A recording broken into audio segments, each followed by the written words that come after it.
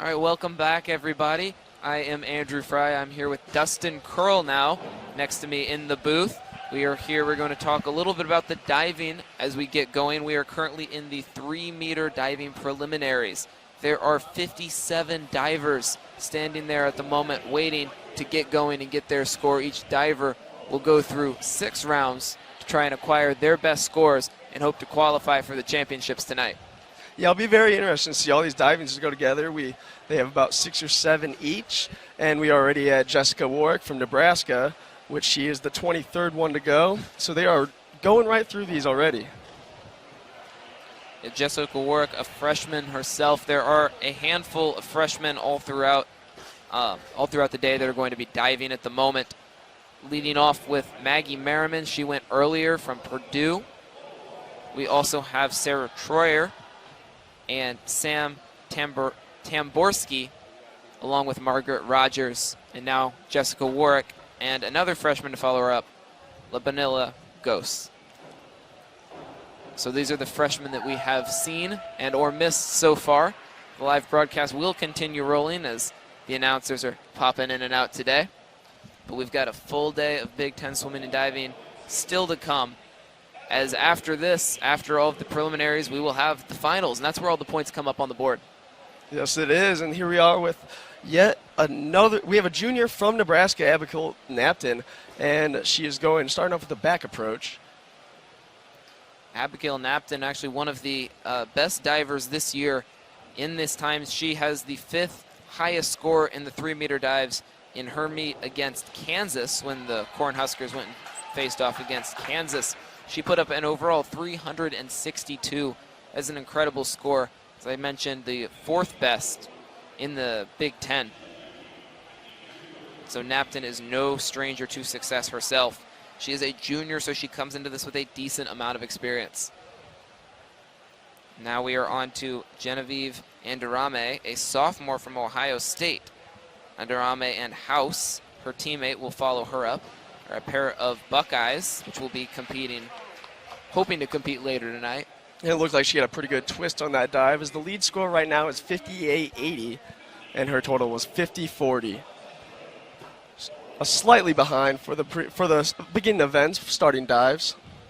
Yeah, Sarah Bacon was the first diver into the pool, and she was just off to a terrific start. Bacon is an incredible diver herself, a junior from Minnesota, has had a ton of success earlier in the year against Northwestern, Purdue.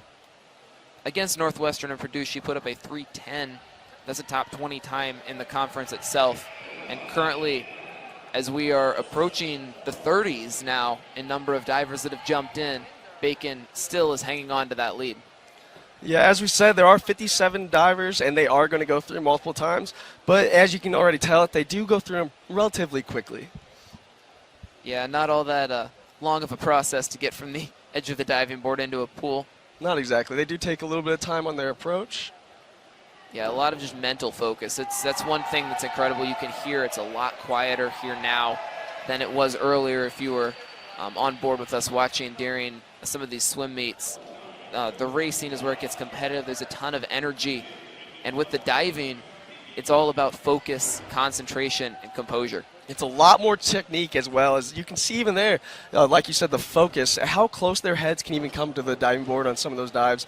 It's a lot more technique and a lot more focus, and I guess you need a lot more veteranship comes into it. It comes into play as well. So Megan DeMeo finishes, she's a freshman from Rutgers. She puts up a 38, which is not particularly where I'm sure she wanted to be, as she's still trying to catch up to Sarah Bacon. And not only Bacon, but something to note is Samantha Tamborski, who is a Iowa diver, has also put up a very high score today. She is up there with Bacon at a 58.8. Bacon's name is alphabetical, so that is how the tie is broken.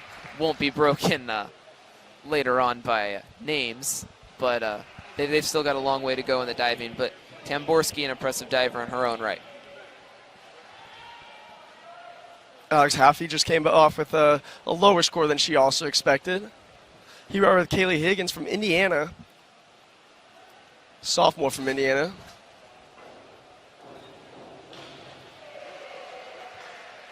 Probably a little more of a splash there than I'm sure she was aiming for, but the score will go up in just a second.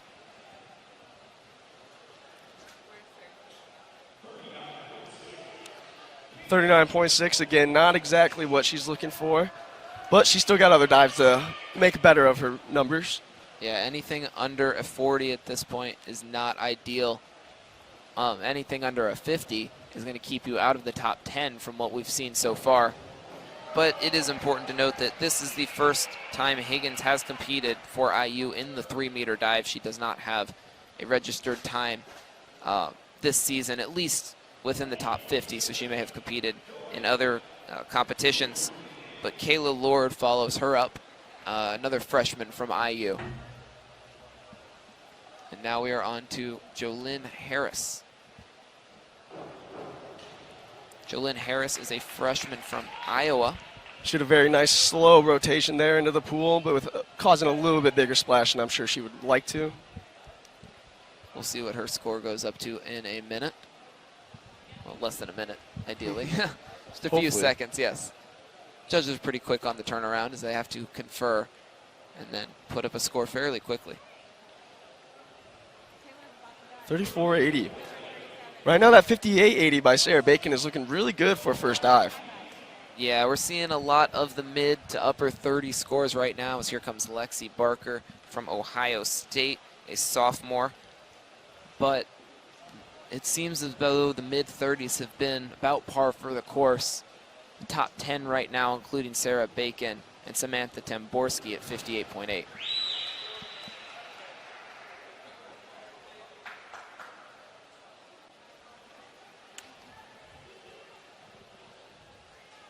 So as Barker is getting out of the pool here, we'll see what her score comes up as, a 46.8.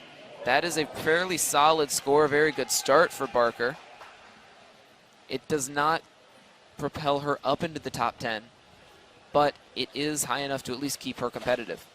For a first dive, that is not a bad number at all, because you can obviously work on that and critique yourself from the first one to make you better within the next few. So now Christy Cutshaw jumps in. She is a sophomore as well, this time from Michigan. Looked like a pretty nice forward somersault by her.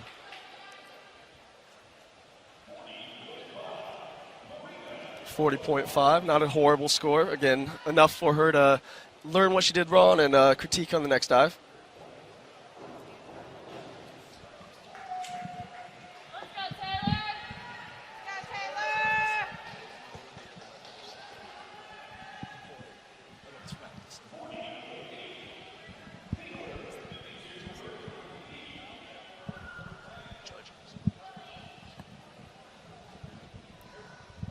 So now we just saw Marina Wilkins, and up next is Taylor Shagos. Shagos, a freshman from Illinois, has had a fairly solid season. Illinois is a team that has been silently solid when it has come to diving, although they haven't had as much success with their swimmers as of recent. A lot of their points from last year's Big Ten championships came from the diving, specifically Ling Kuhn, who competed earlier, and we will see her again. She's listed as number 15 in the order. Kuhn is a senior and was a finalist for last year in this event, and Shagos is hoping to follow in her path. So now Jenna Douglas just went. She got a 45.6. Again, these mid-40 scores are enough to keep these women competitive while not propelling them up into that top 10, the top 8, ideally for them to reach the finals. And that was Renee Sue. That just went freshman from Northwestern. See what she could get. And as Drew just mentioned, they're going to need more than a 50. As she gets a 34.80, they're going to need more than a 50 to stay inside that top 10 right now. And again, they have plenty of time to fix these scores and improve on them. But right now, you obviously you want to start with a good dive as well. So here is Rachel Byrne now. She is a senior from Rutgers, so she comes into this with a lot more experience.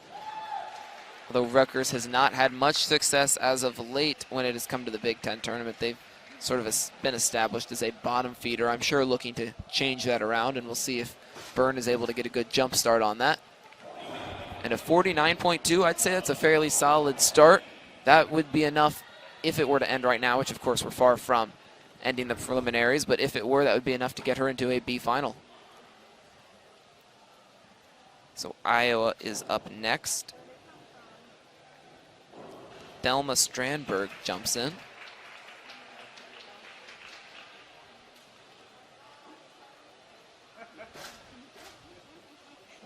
She gets a 43.20 on her score, which is a pretty good score right now for the first dives compared to what we have seen since the early leaders had their first dives. Sarah Bacon still in the lead. Yeah, Bacon really started off by establishing where she wanted to be, and she really set the bar. First diver in, she puts up a 58.8. Samantha Tamborowski does follow it up later on. She's in one of the first 20.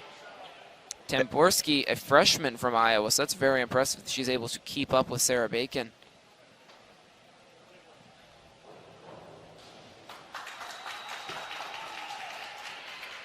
Looks like an overall pretty good dive there from Nikki. Nikki Canales, sophomore from Michigan. She will be followed by... She got a 49 score on that one, which I'm sure she will not be upset about to start off with. She will be followed by a Purdue junior, Emily Meany.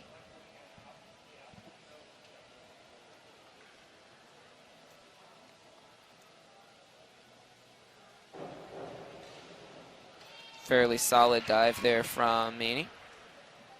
We'll see if the judges agree.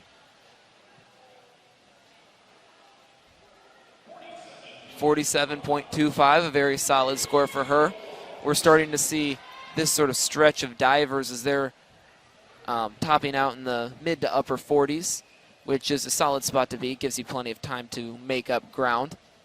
But it seemed like the first rung of divers was really the ones who were coming out on top, putting up those mid to upper 50 scores.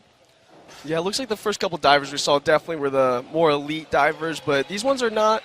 These divers that we're seeing now are not doing horribly wrong at all. They're still getting decent amount of scores, and obviously they can still improve on these scores throughout. Oh, as we say that, the girl from Purdue gets 54 flat, which puts her 4 behind and puts her 4th overall right now through first dives. Very impressive initial dive from Emily Brettscher. She's a sophomore from Purdue. She already propels herself into the top 5. She's sort of near the bottom of the order here, so for her, she could put herself in a very good position. But it'll be interesting to see if she's able to keep this up and if she's able to handle pressure down the line as you're near the bottom of the order and you know what score you have to acquire. 49.2 right there from Miriam Camus, a senior from Minnesota. That puts her right outside the top 10.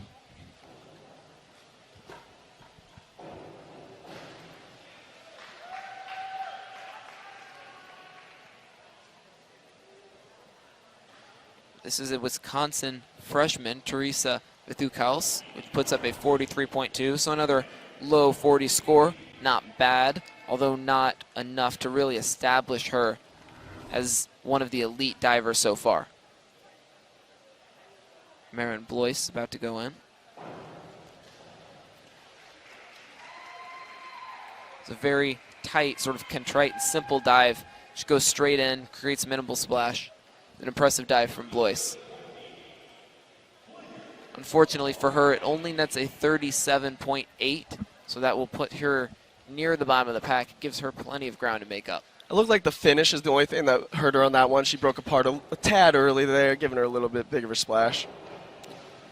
That looked like a very impressive dive for somersault. You can hear a little bit of the support from throughout the stadium, as much as people are willing to give, and the sort of minimal atmosphere of the diving competitions. But a 48 is a fairly solid score in upper 40s that will keep her hanging around.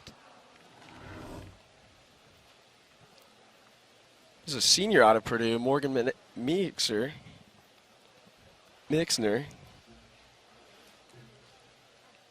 So now we get Michigan Junior. She's got slow approach.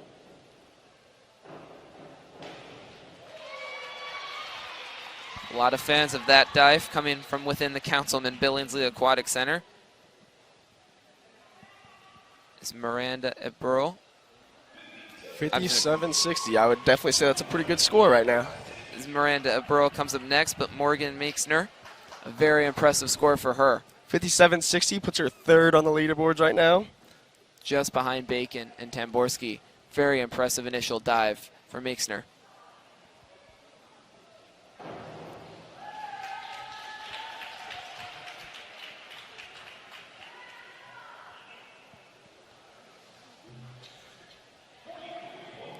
Is another low 40 score for the Michigan, or for the Michigan Junior right there.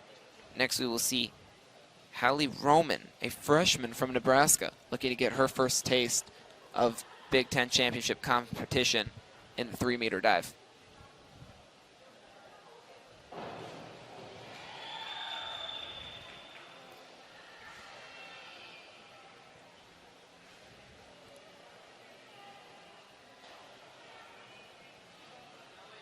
.55 on that one. Not a horrible score, honestly, for the first ones, especially for the freshman out of Nebraska.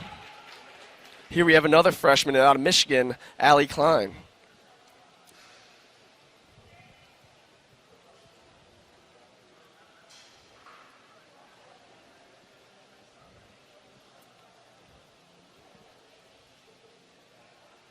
Taking her time on the approach.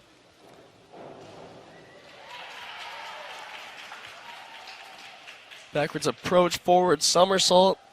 Looks like pretty good rotation on it. Let's see what the judges give her. 55.35. That will be enough to get her in the top 5 at the moment. Very strong start for her. She's coming up near the end. Now we see Jaya Matthews, a sophomore from Iowa. Matthews has had a very strong start to the season, full season throughout. She's currently the Big Ten leader in the 3-meter dive, as twice she put up a score above a 365.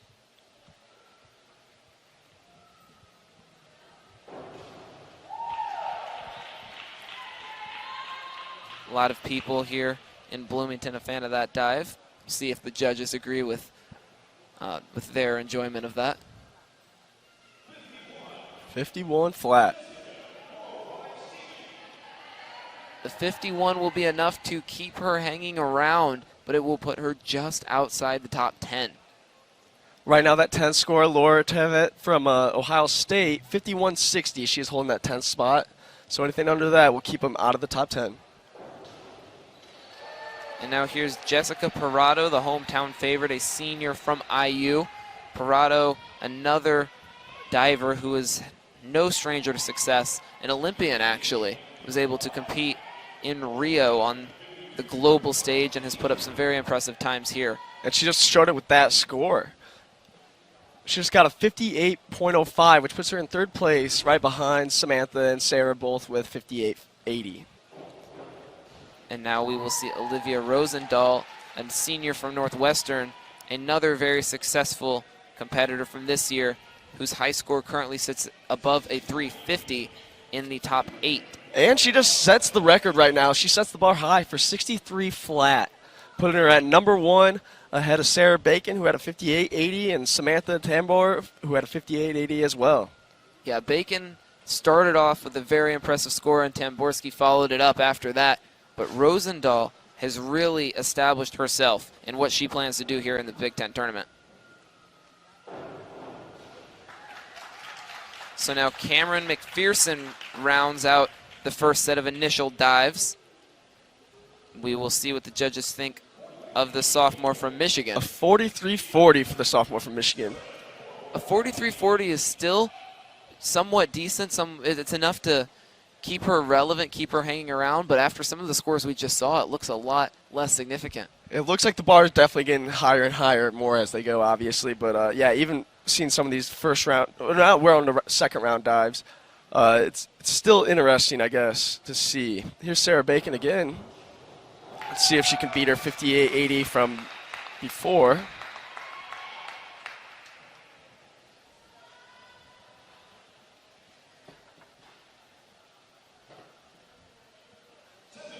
She got a 70.5 on that one. That is by far the highest score that we have seen. As she is now back at the top. Now we will start to see a little bit of a skew when you look on the leaderboard now as the people start going through their second, third, fourth sets of dives. The leaderboard will jump around a lot. But Sarah Bacon up there with a 129 at the moment. Currently has the lead. With a 46.20, that is decent enough to keep her hanging around. It will propel her to second for the time being, but of course that will fluctuate as we get later on. Right now, that 63 is looking really good as a one-round dive. The crowd is loving that one.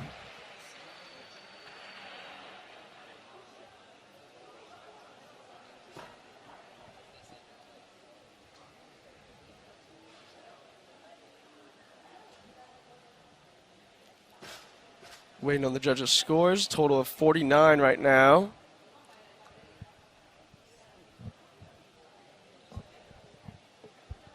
$58.50.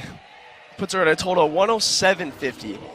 Puts her second right now, right behind Sarah Bacon, who has the 129. Gonna need to do a little bit more work to catch up to Sarah Bacon at this point.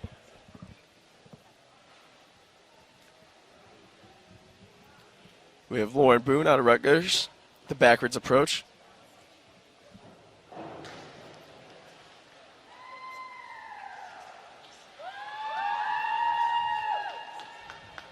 Her current score is a 45.6. Let's see on the judges' score for that one. 42, put her at a total of 87.60, which will not put her very high on the leaderboards right now. Puts her third, but that is obviously third of only the second round.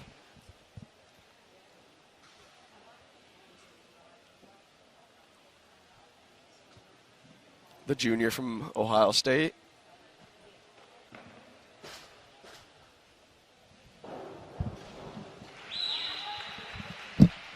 Like a pretty impressive dive overall. Small splash.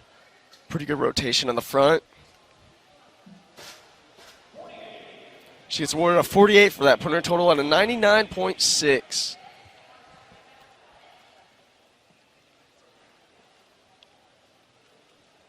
That brings up Kristen Hayden, the junior out of Minnesota. First score was a 54 flat. Looked like she might have over-rotated slightly on that one, causing a little bit bigger splash than she wanted. Looked like maybe her leg also kind of came apart there at the end. Yeah, Kristen Hayden is a golfer who has had a ton of success this year, currently in the top 10 in overall the 3-meter dive. She's done very well in this part of the competition. She will look to carry that on. With the score that she just gave, that puts her at 112.50 total, which puts her at second currently, with still a lot of divers to go.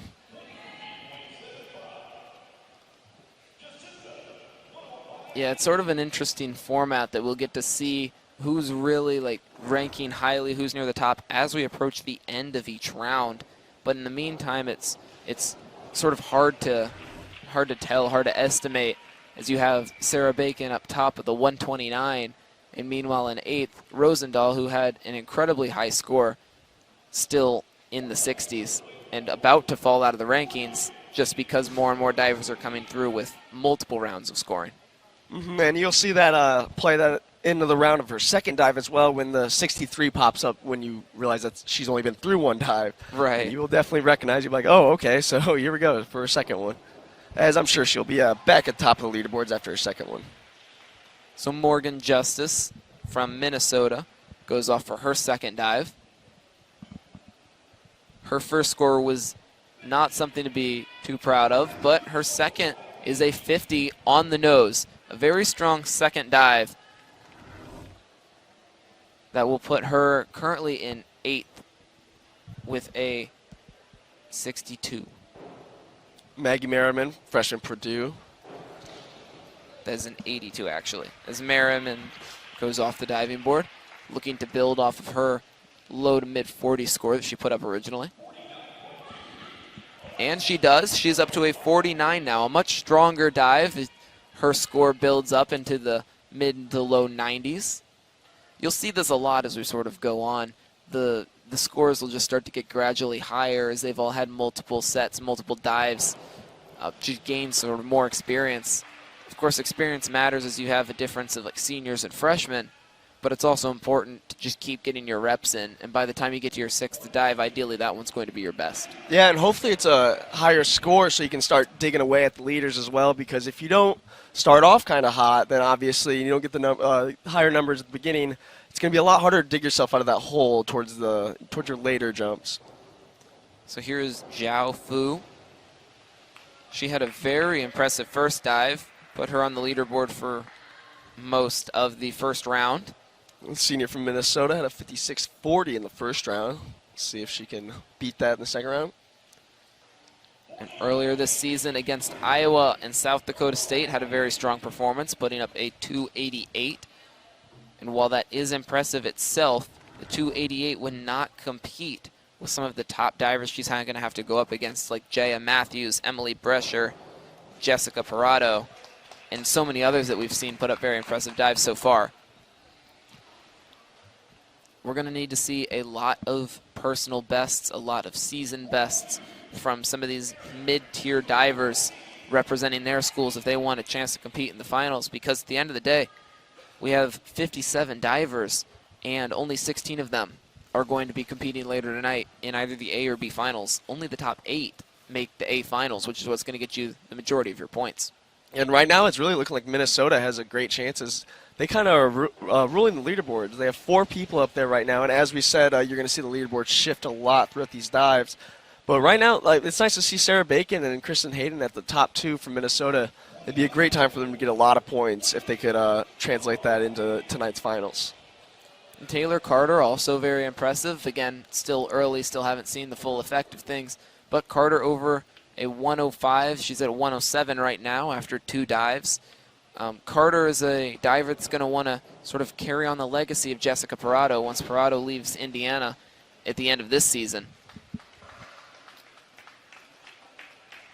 And that's one thing you kind of get in Bloomington as well for Indiana is they kind of have that. It's weird to say home field advantage, I guess, for the divers. Pool, yeah. Home pool advantage, but it really does help your confidence when you get out of that pool after a dive and you hear all the claps and you're hearing all the fandom around you. It does help your confidence to know that you got it, and even if you don't get the score that you wanted, you have the confidence to still rebuild on it for the next dive. Yeah. No, definitely. That's a big thing in Bloomington throughout is just sort of the idea of having that home field. In the Big Ten, a lot of the Big Ten schools are based in somewhat smaller towns. Well, I guess you sort of have opposite ends of the spectrum. You've got Northwestern, you've got Rutgers, but then you can follow it up with cities like Bloomington and Champaign. Madison, I mean, really, yeah, exactly. There's places all over. All of them. So the home field, home court, home pool advantage really plays into that. I guess for this, can we call it home board advantage? Yeah, I think it's more home board advantage than home pool advantage, honestly. Yeah, I like that.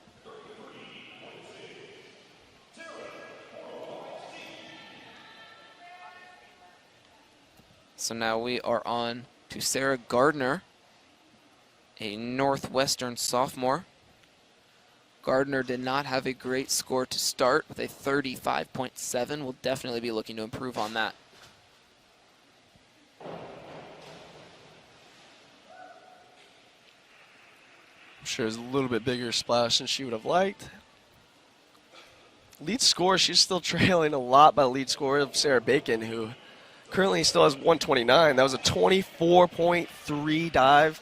Puts her only about 60, which would not put her in the top 10. Top 10 right now would be, you need a minimum of 87 flat to get in the top 10. Right now we will see Samantha Tamborski, who was tied for second after the first round. We'll see if she's able to build on that and get herself right back into the top rankings. Looks like a pretty good backwards dive.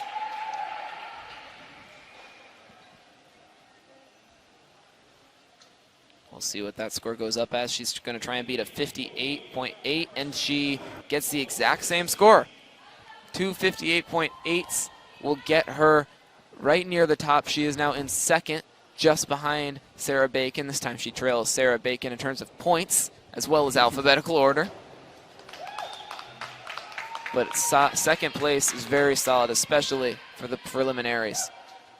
Bacon and Tamborski really just want to get in the top 8. And Bacon with about a 12-point lead right now is very impressive. After going through 2, if you can finish the second round with a 12-point lead, that'd be a very impressive taking into the third round, while you can keep building onto that. So now we've got Margaret Rogers after Christina Crowell.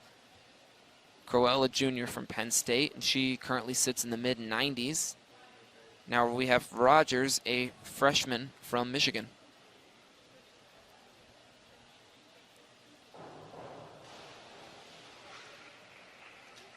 Went in a little uneven there, but she got a 42 in her last, and she will see if she's able to get something around there or higher. Unfortunately, she's not. She ends up with a 22.4 on that score.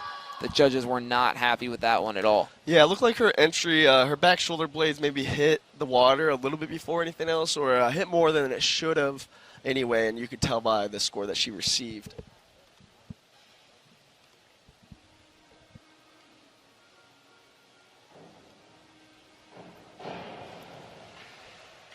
So now Hazel Herding jumps in. She's a senior from Wisconsin. This will be one of the last Big Ten championships she gets. She will look to make that count. She gets a 36.4, similarly comparable to what she got last time, and she is now at a 79. That will not put her up in the top 10. But it brings up Jessica Warwick from Nebraska, who put up a 51.3 last time. I'm sure she looks to improve on that and try to make it within the top 5, maybe even within top 3.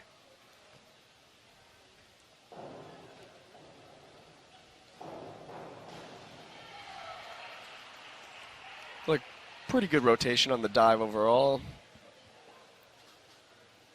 The judges are entering their scores now. After a 51 on the first dive, she will get a 47 here. Her overall score is now at a 98.9, just shy of that 100-point mark. The 100-point mark would carry whoever gets it into 6th place at the moment, just outside of the top 5. But there are still plenty more divers to go.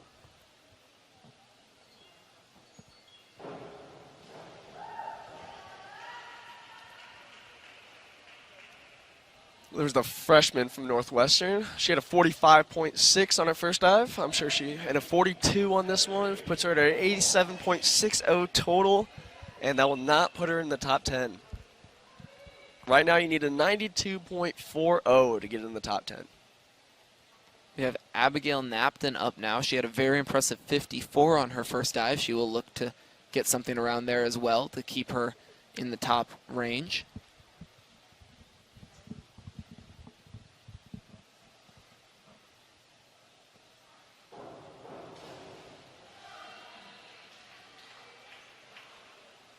Pretty impressive somersault dive there. She had a 54 on her first one and a 41.85 on this one, putting her at a 95.85 total. She'll put her right at that number 10 spot. Enough to break the number 10, but not quite go past it. Yeah, that would put her in the B finals if we were to end at the moment. Not enough to get her into the A, which is where most of the points are won. Wow, the crowd is loving that dive. That was a very nice dive. That is very well executed. That is Genevieve Andarame, a sophomore from Ohio State, one of 2 back-to-back sophomores from Ohio State that we will see. She got a 63.45 on that with her total 113 now, putting her 3rd right now in the rankings. That is a very impressive score for her, especially on a second dive to get up into the 60s after her first one, improving on that. Very impressive. So yeah, that's the very tough thing about these divers is if you don't start off well, there obviously is a hole to dive out of, dive out of as well almost, but to dig out of, and it's not impossible though. It is very well possible that you can improve upon your first dive and get way better scores and put yourself back into the top 5, if not top 3. So I think you try not to dive. Yeah, you don't want to into dive a hole. into the hole. Right. You try and dig yourself out of the hole after you've dove into it.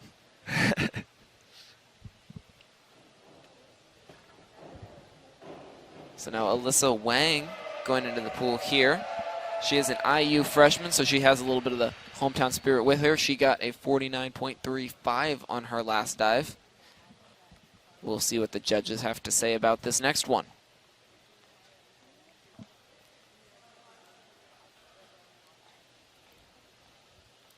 A 45.6.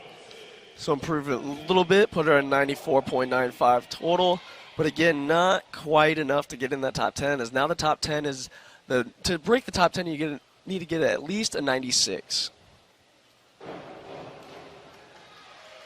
Yeah, these dives right here, the types of dives that we've seen a lot of, around anywhere from like the 40 to the 47 range, seems like the types of dives that are good enough to keep you sort of relevant in the conversation, get your name still in the mix, but at the end of the day, it's not something that's going to get you up into the leaderboard and get you into the finals. There's just so many incredible divers in the Big Ten that are going to be able to do that. Yeah, not when you have Sarah Bacon going first, who has gotten over 50 both times, and one of the times reached a 60. So put you in a tough spot if you're getting 40s both these times so far. Exactly. You've got Sarah Bacon in the number 1 spot, and then you look later down in the line, 55 and 56, or Jessica Parado and Olivia Rosendahl, and I can't exclude 54, Jaya Matthews. It's 3 of the best divers going back to back to back at the bottom of the order, and then one of the best right up at the front. Kaylee Higgins from Indiana.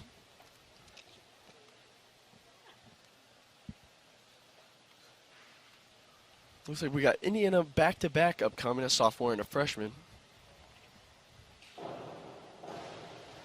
I'm sure her back shoulder blades hit a little bit more than she would have liked to there. Her first score being a 39.60. Let's see if she can improve on it this one. 22.40, not exactly what she was looking for, but the sophomore still has time to fix her technique. Yeah, when one of the judges is giving you a 2.0 on one of your scores, that might not be an ideal dive to go off of, but she will still try and improve, and now Kayla Lord is coming up, another Hoosier.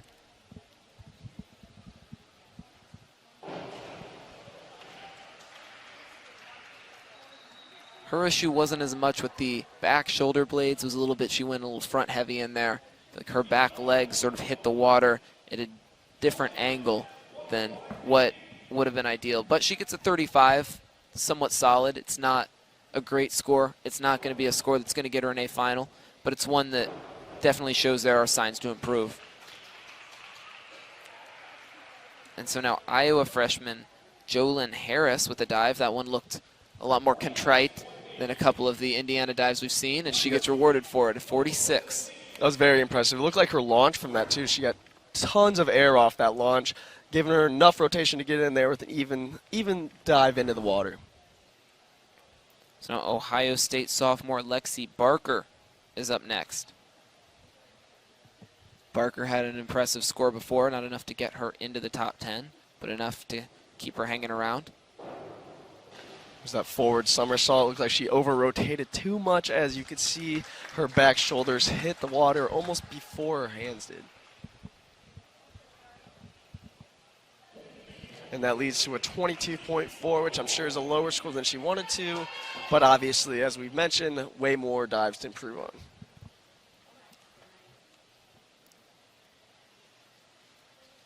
Christy Cutshaw from Michigan, the sophomore from Michigan. She has a 40.5 going into this dive. That was another one that was a lot smaller, a lot less going on, which is what you want in diving. You want the smaller splash, a more concise form.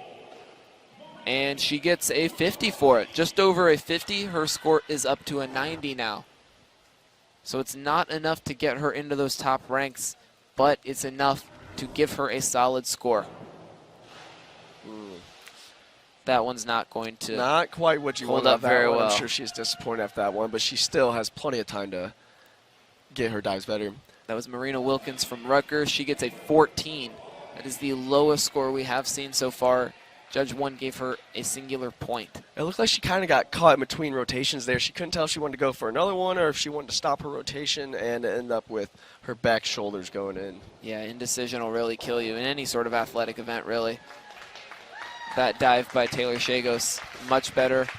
The Illini freshman, she was able to sort of recover from what she just saw. She has a 34.8 from her first dive, and I'm sure this one should be a little bit higher than that one. Still waiting on the judges' scores. A little bit of a delay here, but we will see what she got shortly. And that is a lot higher than her last one. 50.4 from that one, giving her 85.20 total, which is a very big improvement from her first dive. Very impressive score for Shagos now. And now we have Jenna Douglas from Rutgers.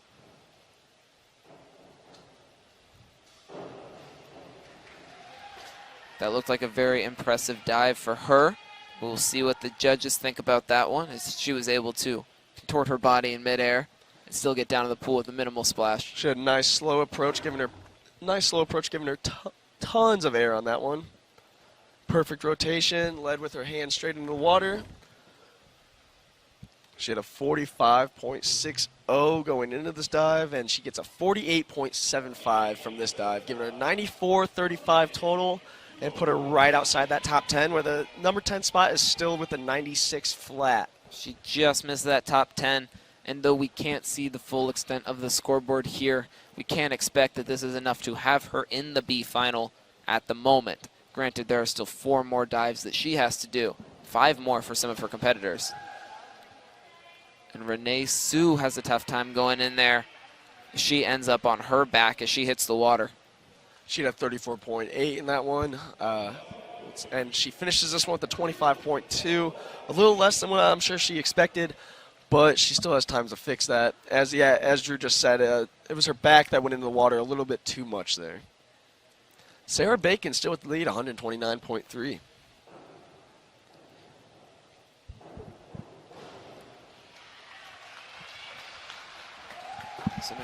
So now Rachel Byrne from Rutgers goes into the water.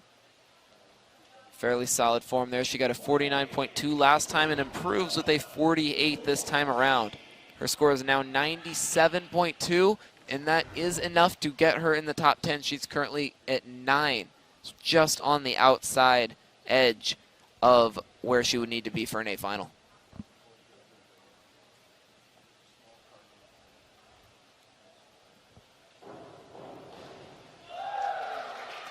Thelma Strandberg from Iowa got a 43.2 last time. She has some fans here applauding that dive right there. 57.4, very impressive score for her. She is able to eclipse the 100 mark after just her second dive. That puts her at number 6 currently, just behind Taylor Carter. That was a very impressive jump up from her first dive and her first score. As we just saw Erin Neely from Michigan State go. Her first score was a 33.6.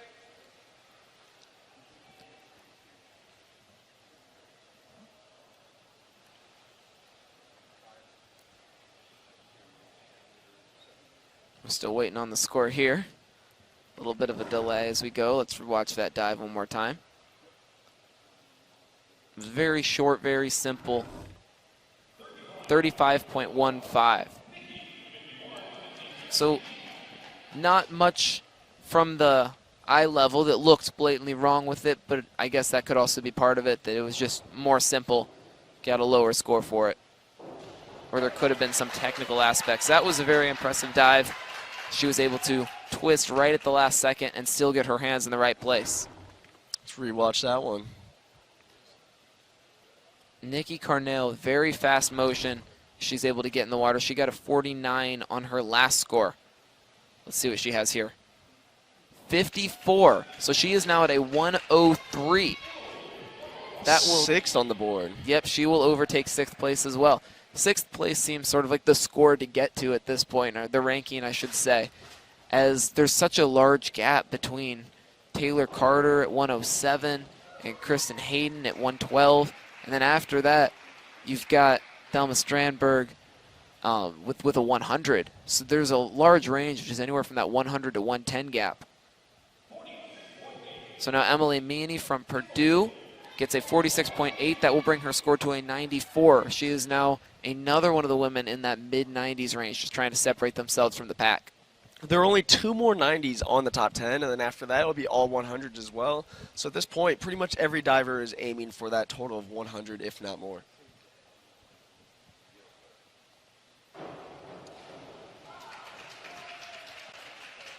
This is a sophomore from Purdue. She had a 54 on her first one. I'm sure she is looking to exceed that 100 level. Yeah, Emily Bretcher has had a great season this year. She has the 3rd highest score at a 362 out of anyone in this event last year. But interestingly enough, did not compete in the finals, in either the A or B finals last year in this event. And she got a 63 on that dive, which puts her obviously in the top 10, puts her at number 3 with 117 flat, as number 2 has 117.6.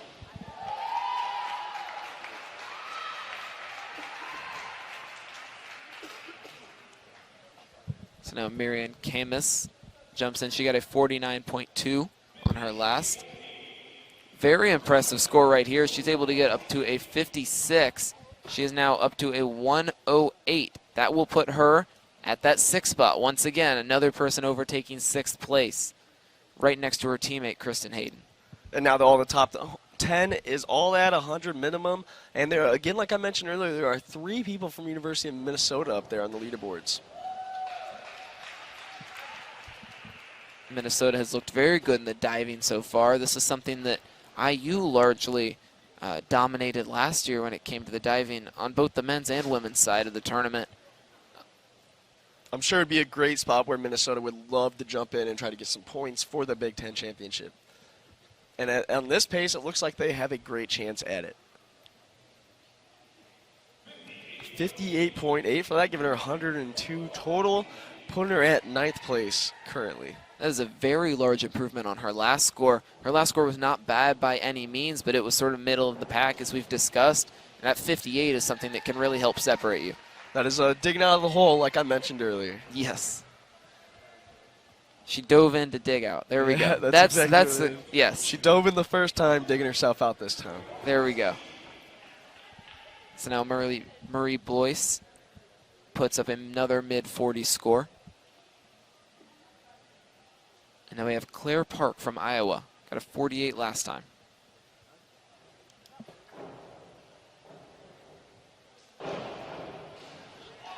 She got a very good launch out of that one and got tons of air for her backflip. The crowd loves it. Let's see if the judges do as well. As Drew already mentioned, a 48. She got a 53.20, giving her a total of 101.2, making her right at number 10 on the leaderboards.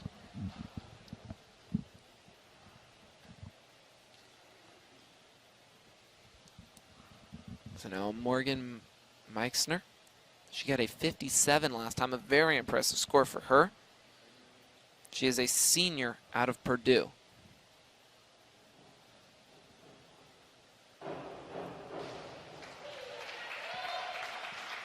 A lot of fans of that dive here as well. And with a 57.6, I'm sure she looks to break that top 10, if not more.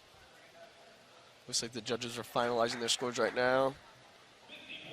A 51.25. That is very impressive. Another one that will get her into the top 100. She's at 108 and jumps into, we keep saying it, the 6th spot.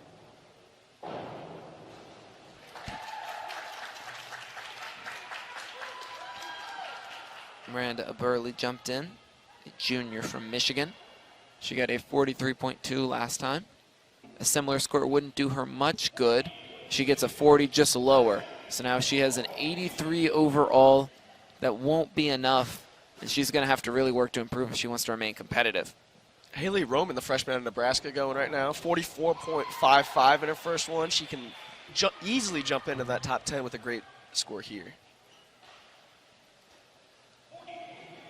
And 43.2, not quite what she wanted, but 87.75 is not too far behind from that top 10 in that cutoff place.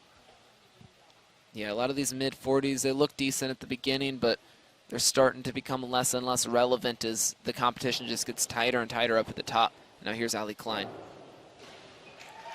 Allie Klein with a beautiful front flip on that one, going in with little splash head first. Let's see what the judges give that one. After a 55.35 on her first one, she gets a 54 flat on that one, giving her a total of 109.35. 109.35 puts her at that 6th spot, like Drew was mentioning earlier. Just keep heading it.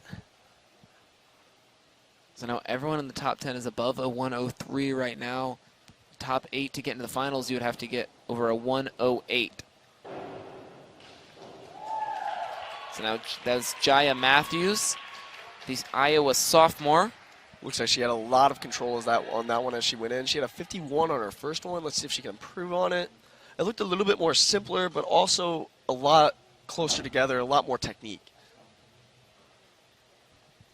Yeah, Matthews has been one of the best divers in the 3-meter all season. She has the 2 top times, as I mentioned. She gets a 46 right here. We'll put her at a 97. That will drop her out of the top 8 that she was originally in.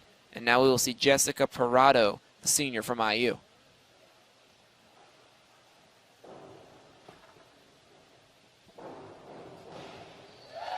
Very impressive dive from Parado, and a lot of people here seem to agree. She got a 58 on her first score. The judges are now entering in what she got on her second. Which she could be competing for that number 1 spot. Giving her a 63 flat, puts her at number 2, 121.05 total. But Sarah Bacon with that 129.3 is still leading the way. Yeah, Bacon has just looked untouchable, granted through 2 dives, but has been very impressive. As here, Olivia Rosendahl jumps in. Rosendahl, last year's defending champion.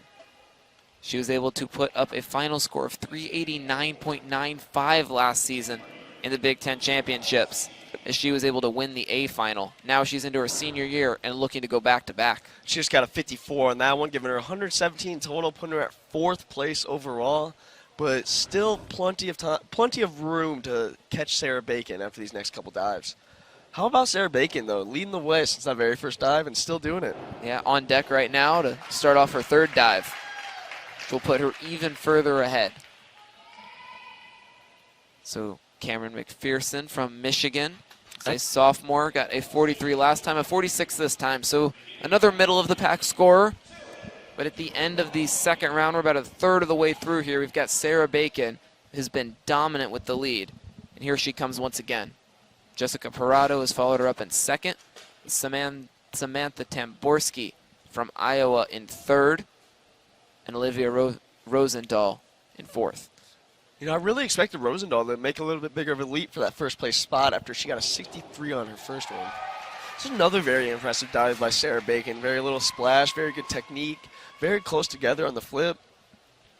Looks like the judges figured out their scores pretty quick. 64.5 on that one. Wow, Bacon has just been unstoppable. Everything she's done has been very precise. Multiple mid-60 scores now.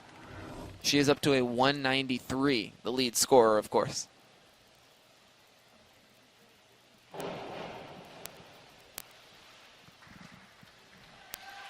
The senior from Michigan State. Morgan Wellazone has an 87 overall, gets a 46.2, so all of her scores have been relatively similar.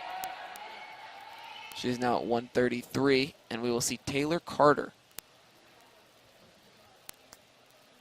Taylor Carter, an IU sophomore.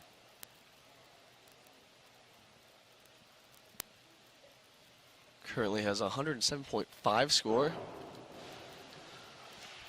So she under flipped a little bit there towards the end. A little bit of her back shoulders went in. Yeah, Carter currently on pace for a B final, but after this dive will not be anymore. A 21. It's a very disappointing score for Carter after a very strong start to this meet. And Lauren Boone, the sophomore out of Rutgers, going. She has a total of 87.6 right now. Looked like a dive that was better than her first two.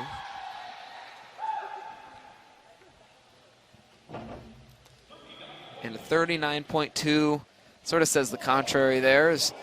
Her score is now at a 126. That is lower than some of the scores we currently have seen from some of these top competitors in just two dives.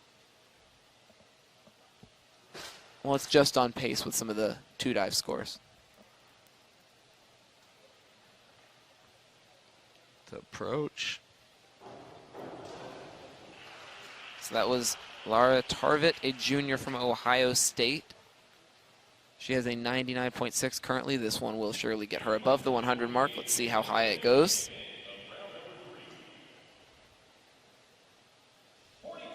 .42, very impressive score for Lara Tarvit, as she is at a 141.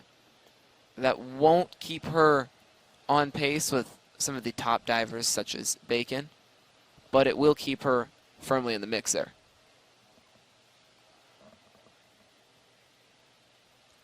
Sarah Bacon with the 193 currently is just that very high bar set. Especially when it's the first diver going. Right, when you're going from the one spot. Everybody else knows exactly what they're going for. And that's where you want to be if you're at the first spot, though. If you have a dominant lead like she does right now, I mean, it's a very comfortable lead. Yeah, and that's why it's so important for all the women in the back, Matthews, Parado, Rosendahl, Klein, to make sure they can keep that mental focus, make sure that they don't look at the scoreboard and let them get ahead of themselves, because they're going to be behind almost everyone, especially when you start. As of right now, I mean, everybody is behind Bacon. Everybody is digging themselves, trying to get higher numbers. So, yeah, like you just said, it's hard to not keep your eyes on that leaderboard and see it when Sarah Bacon's the first one going. So a disappointing score for Turk right there. She ends up with a score in the 30s. And after 3 rounds, we still have, well, not after 3 rounds. In the middle of the third round, we have 2 University of Minnesota divers at the top of the leaderboards. Minnesota has looked good, largely because of Sarah Bacon. Kristen Hayden has been very impressive in her own right. It also helps there are a lot of Minnesota divers near the top as we sort of go on throughout. We start to see less and less. A lot of the Michigan divers are near the back, in the bottom 20 Includes 3 or 4 Michigan divers right there.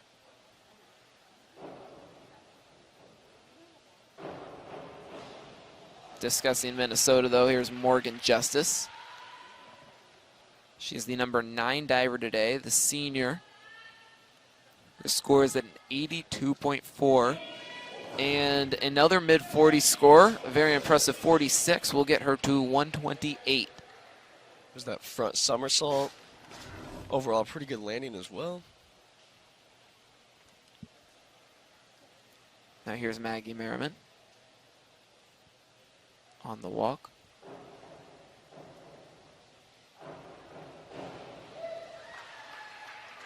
Merriman currently has a 92.4. Looks like she launched herself forward a little bit more than she would have liked to there, which caused her to land a little bit more forward than she would have wanted to. Giving her a 40.6 score, a total of 133 flat. Put her at the 4th place spot right now, 5th place spot right now.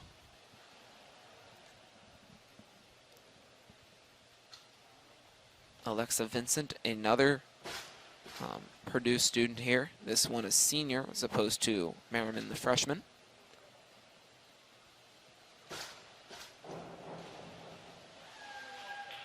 Merriman has had the more of the success so far, but Vincent looking to improve on her 78 score at the moment. And a 37.6 will not do much to help her out. She's now at a 115. That does not get her into the top 10. That doesn't put her on the leaderboard despite her being the 11th diver to go.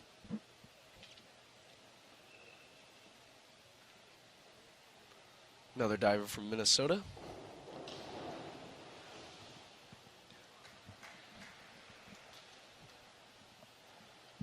Zhao Fu, the senior, is at a 97 currently. After this dive, her score will go up, and she will very likely crack the top 10 there, a 136.35. Again, once we're early into the rounds, the top 10 scoreboard does not mean as much, especially with such a heavy group of women at the back. The powerhouses in Allie Klein, Jaya Matthews, Jessica Parado, Olivia Rosenthal. Need I go on? It's realistically, at this point, with the divers trailing, you almost need a 50 to start digging yourself out. If not, 45s are right as she gets to 45 is right where you need to get to at least still be in contention. Right. Yeah, good timing for her to get that score, but yeah, 45s is becoming average if you want to stay into it. 45 is, I mean, for someone like Sarah Bacon, 45 would be a low score. Exactly, yeah. Sarah Bacon would take a 45 and still have her lead. Exactly. But right now, the top 8 is the only true cutoff you need. 8th place and 1st place will end up being fairly similar. I mean, I understand seeding factors into it down the line, but really it just comes down to the finals tonight as we get a 30 right there. 30 right there from Chanel. And here is Ling Kuhn, a senior from Illinois. But as I was mentioning, later tonight is what counts, is where all the points come in. You still earn points in the B final, but you cannot drop below the cutoff for an A final once you're into that range. Mm-hmm. And like you said, like the points don't matter right now, but still, like they are obviously fighting to even earn points for their school, and that it can matter a lot within prelims on because if you have a dominant team like kind of Minnesota is right now on the leaderboards, they could really take over the diving and almost control all the points out of the diving competition, the 3-minute diving that is. So Ling Kuhn does not put up that great of a score. That's a big blow for her. As now we see Sarah Troyer, a freshman from Nebraska. Pretty good twist as well as a flip on there.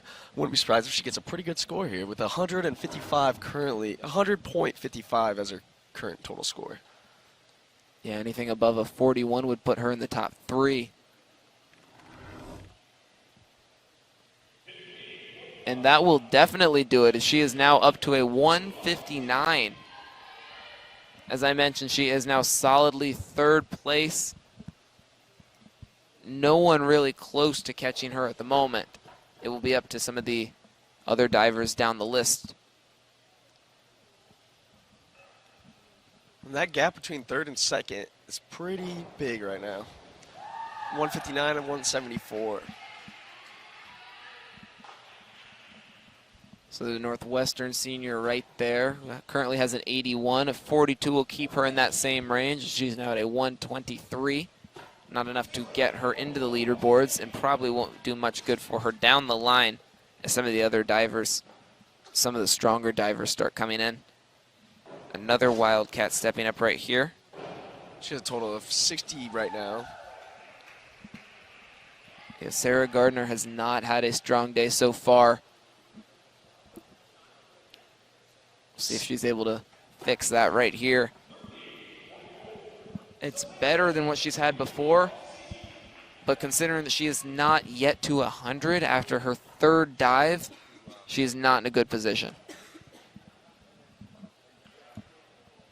So here's Samantha Tamborski, freshman from Iowa who's already been making waves. She's 117.6 total score.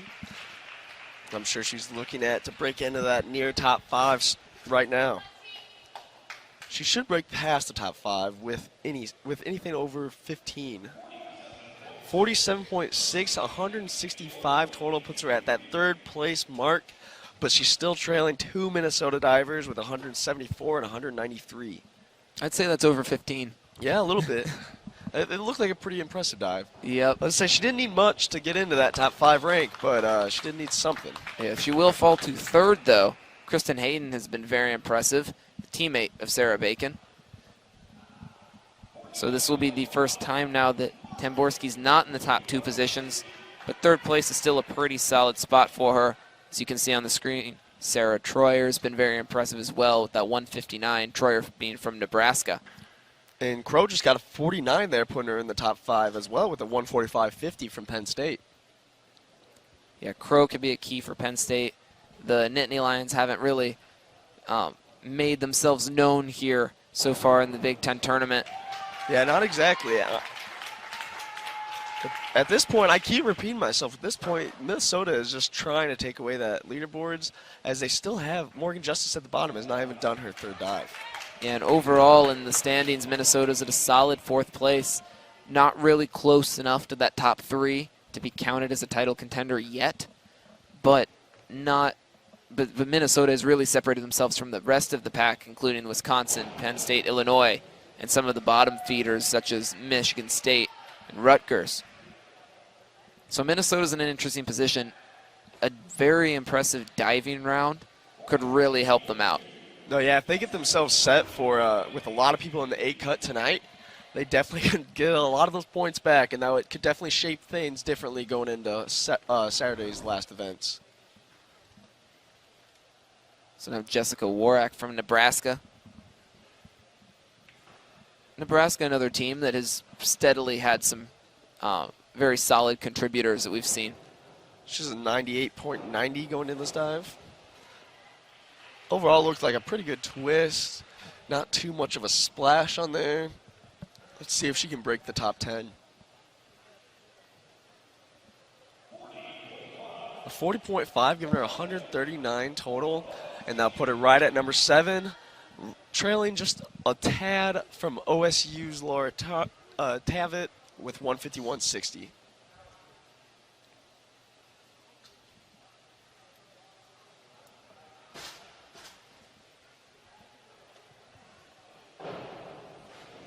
Overall, looked like a pretty good frontward somersault.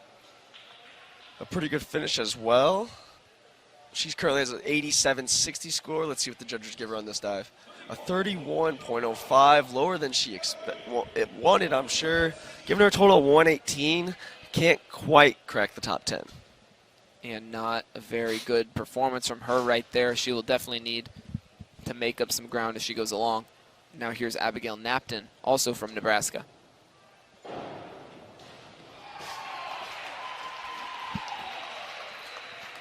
Crowd is loving that dive here. Let's see if the judges are as well. 95.85 current total. Behind the lead score by almost 100.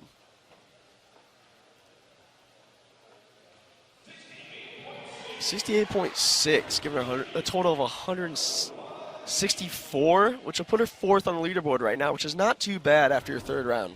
That's very impressive for Abigail Napton. That's one of the highest scores we have seen so far today. To go from being under 100 after your first 2 dives to making it into fourth halfway through, obviously with more competitors to go, but halfway through her own dives. Napton it's not a bad really spot to be. Exactly. She's really making a run at it. Now here's Genevieve Andarame, a sophomore from Ohio State. Andarame has just been very consistent all the way through. She's made it up onto the leaderboard before. She is back now in third. She has made it up to number 3 now with just consistently good dives all the way throughout. And now her fellow teammate Alexandra House. Looks like Alexandra House might have overflipped just a tad on that one. It didn't quite finish where she wanted to. Current total of 90. She gets a 31.5 on that one, giving her a total of 121. Not quite making the top 10. Right now you need 136 minimum to crack that top 10.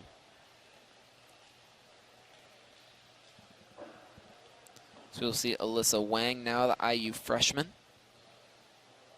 Looking to get some experience here with the rest of her fellow IU divers trying to compete.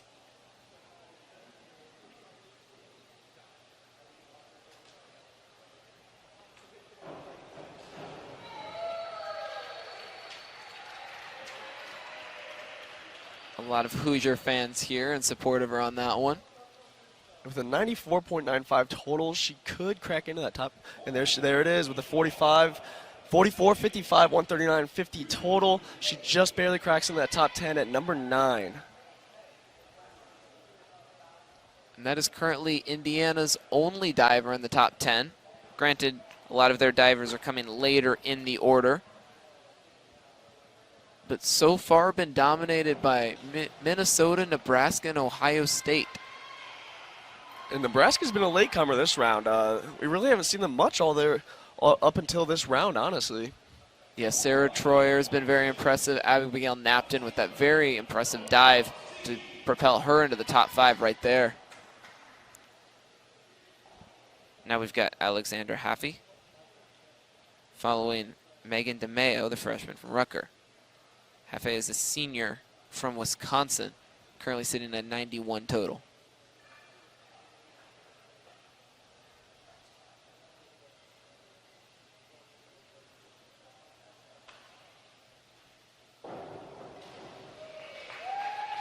Looks like she overflipped just a tad there, getting more of her back into the water than she wanted to on the finish. She has a 91 total current score. Let's see if she can get a score to crack that top 10.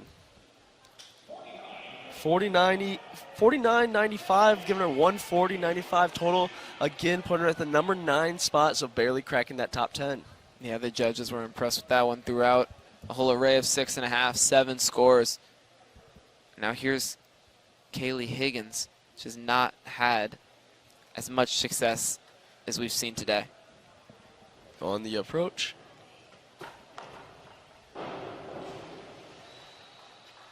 Reverse somersault. She has a total of 62, giving her, and she just got a 33.60, giving her a total of 95.60. Still something to work on if she's trying to make that even the beat cut. Yeah, that's the second competitor we've seen today through this third round that isn't at 100 yet. That has to hurt to look up at the scoreboard and see that after 3 rounds, you still haven't hit triple digits. Especially when the leader is almost at 200. Exactly. So Kayla Lord tried to follow up Higgins and went in a little awkward herself. The 2 IU underclassmen back-to-back have not had a good go of it so far, as Lord ends up below a 30 right there. So now we will see Jolyn Harris from Iowa.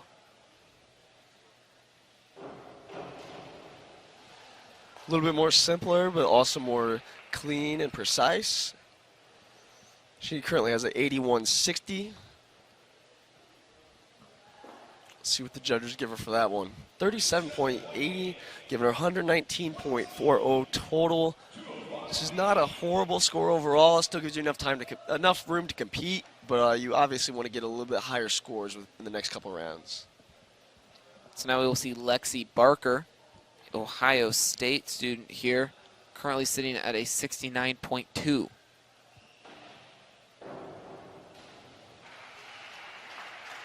It's a solid dive right there. She will need above a 31, 30.8 if she wants to get up above 100, and a 60. That is a very large jump for her as she practically doubles her score. See, and those are the kind of dives that I'm talking about.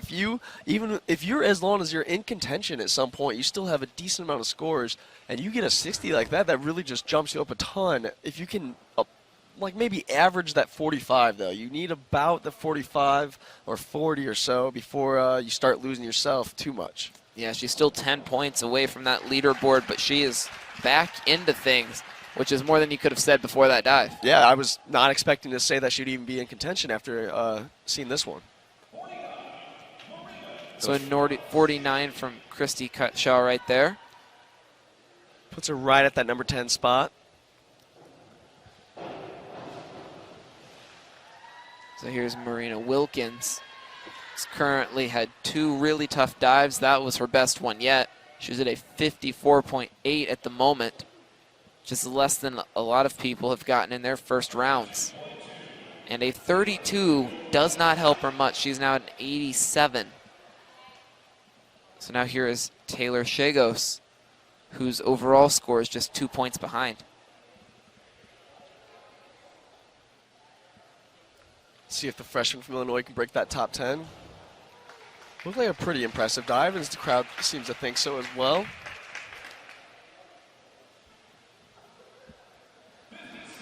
A 56 flat, giving her a 141.20, and that will put her right at that number 9 spot. Very impressive diving from Shagos. She's been very consistent with things. She hasn't put up a major, flashy score so far, but she's keeping it simple. She's keeping it consistent, and that's why she's on the leaderboard. And for the prelims, that's really all you could ask for, honestly, just to stay within that A cut. And then tonight is where the real show is, and where you really need to get your precision down for your dives and perfect them. 42 score for her. So now here's Northwestern's Renee Sue, who's also struggled tonight through 2 dives, is currently at a 60 on the dot.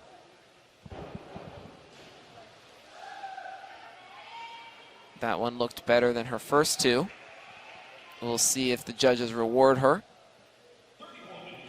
And she gets a 31.05, so not much better.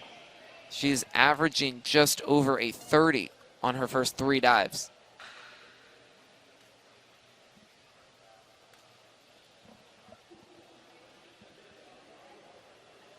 Rachel Byrne, the senior from Rutgers University.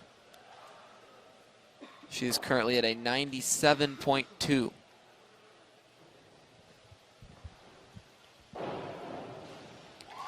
Forward somersault there, and the crowd loves it. The crowd is going crazy, actually, for that dive. Probably one of the loudest reactions we've heard so far.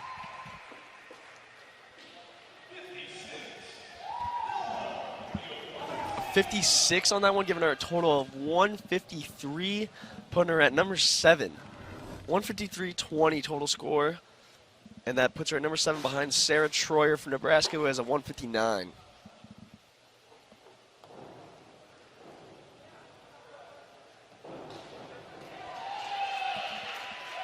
So now Thelma Strandberg from Iowa, currently sitting at a 100.6. A 58.8 will put her right up there in the leaderboards. She is now currently 6th with a 159.4 overall, just edging out Sarah Troyer.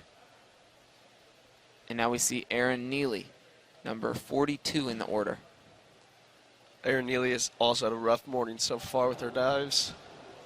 See if she can improve on this one a little bit more. Her total score is now 68.75.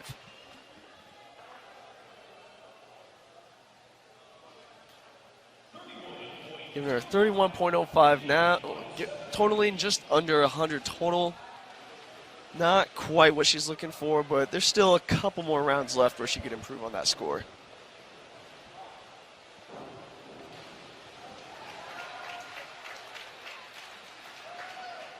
So Nikki Canali, a sophomore from Michigan.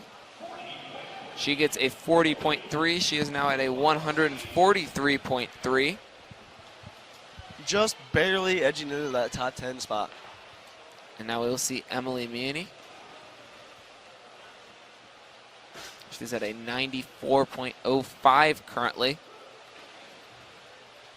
A mid to upper 40 score would help her out a lot. Pretty impressive dive from the junior from Purdue there. Pretty good finish. Not a very big splash at all. Let's see what the judges give her. 58.8, total 152.85, giving her that number 9 spot. So earlier, as we mentioned, the number 6 spot seemed to be the place where we were moving in and out, but now it seems to be moving down a little bit more around the 7, 8, and 9 spots are where they're cracking in after that third round dive. Yeah, you're starting to see some of the most competitive divers take their advantage and build up their leads. This is what we're going to see later on through these later rounds. But right now, there's still a lot of fluctuation coming into the bottom half of that top 10. Which the bottom half of the top 10 is what's going to be especially interesting because that's where you're going to find the cutoff between your A final and your B final. And when you look at these finals, the last spot in the A final will end up with a minimum of 22 points. Emily Brescher from Purdue there with a 60 score, giving her 177 total, placing her at second on the board. That's very impressive, something we did not see coming. Yeah, Brescher, very impressive diver. Top 3 overall this year when it comes to putting up her best score in the 3-meter dive. Brescher has been very solid today. She is now second place, right behind Sarah Bacon.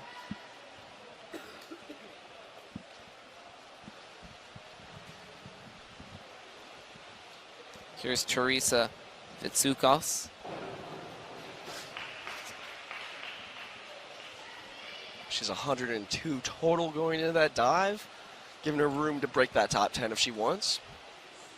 42 total, giving her 144 total after 3. The number 10 spot is at 153, so she is right outside of that, but not too far. Not enough for her to come back in the 4th round and jump back into that top 10, if not top 5 space. Something that's interesting for her is she has had an impressive season in her own right. She's been top 15 in this event when looking at her best time. But so far, she's been kind of quiet. She's been solid throughout, no real bad dives, but not enough to get her into that top tier, which is, I'm sure, what she's aiming for at the moment. But it looks like she is improving, although throughout the rounds, and maybe that could help her jump into that A cut.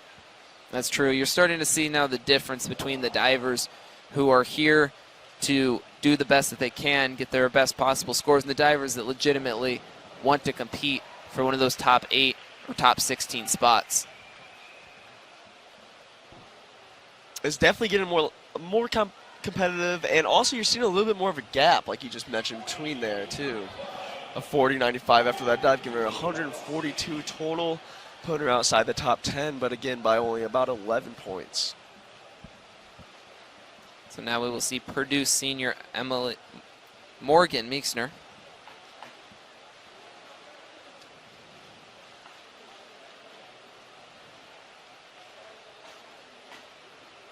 And the approach. Getting her balance. This is where the mental aspect comes into play a lot. Pretty solid backward somersault. Kept everything together. Finished pretty well. See what the judges give her. Currently has a total of 108, and she just got a 47.60 on that one, giving her 156.45 total, putting her at that number 9 spot.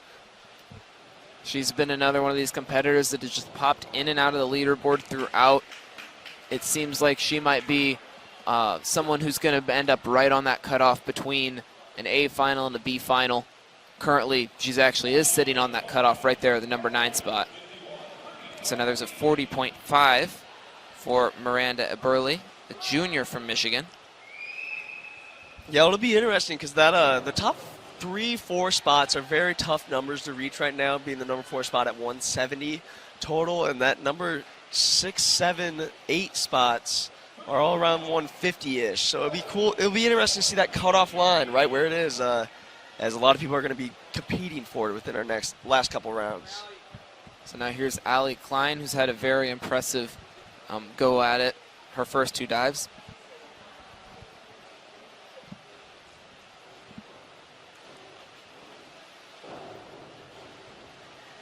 Another impressive dive for Klein right there. This is a Michigan freshman. She had a very impressive flip on that. Looks like the rotation was a little bit more than she wanted, giving her a 42 total score, or a total of 151, putting her right outside that top 10. A pretty good flip. Looks like she just overflipped and her leg might have hit. Her leg might have came out and hit the water a little bit more than she wanted to there at the end. So now here's Iowa sophomore Jaya Matthews. Matthews, one of the top competitors in this tournament. All season, she's been very consistent. She just put up a very impressive dive there. Total right now is 97.80. I'm sure she's looking to crack in that top 10.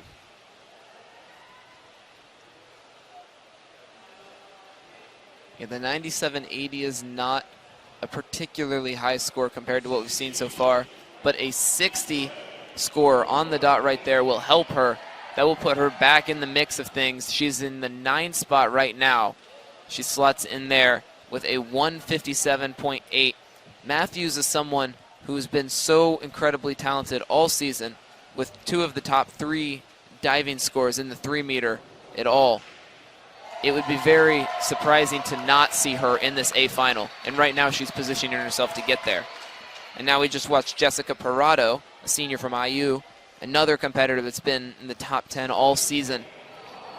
She's got a 73.50 on that, giving her a total of 194, and now she is the top leader, overcoming Sarah Bacon's score of 193.80. That is by far the best dive we've seen tonight.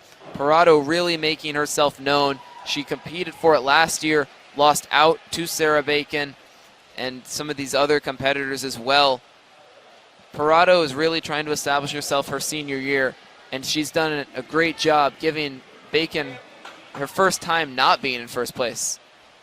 I'll tell you what, as we're rounding up these round 3 dives, that later tonight, those finals are going to be very interesting with Parada and Bacon, and even the other Minnesota, even in Hayden and also Purdue, Brescher as well. I guess they've all had very impressive dives so far today. But more right now with the prelims is that, again, that 7, 8, 9 spots are looking going to be very competitive to get that A cut. Tonight, though, we will have a very interesting final to see. Oh, for sure. And I'm looking at it right now. Olivia Rosendahl from Northwestern, currently in the 7th spot. She's in danger of falling out of the A final. This is the defending champion, everybody. For Rosendahl to not make the A final would be a big deal. It would be shocking.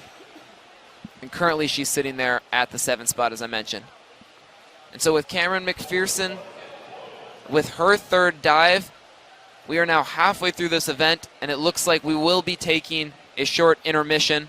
Currently, Jessica Parado has taken her first lead of the night at 194.55. Sarah Bacon has been the leader up until 3 dives ago, where she is now in 2nd. Emily Bretcher has been very impressive for Purdue, and that is your top 3. While we are waiting for the divers to take their break and for the event here to resume, we are going to head out on a quick break. For Dustin Curl, I'm Drew Fry. We'll be back in a bit.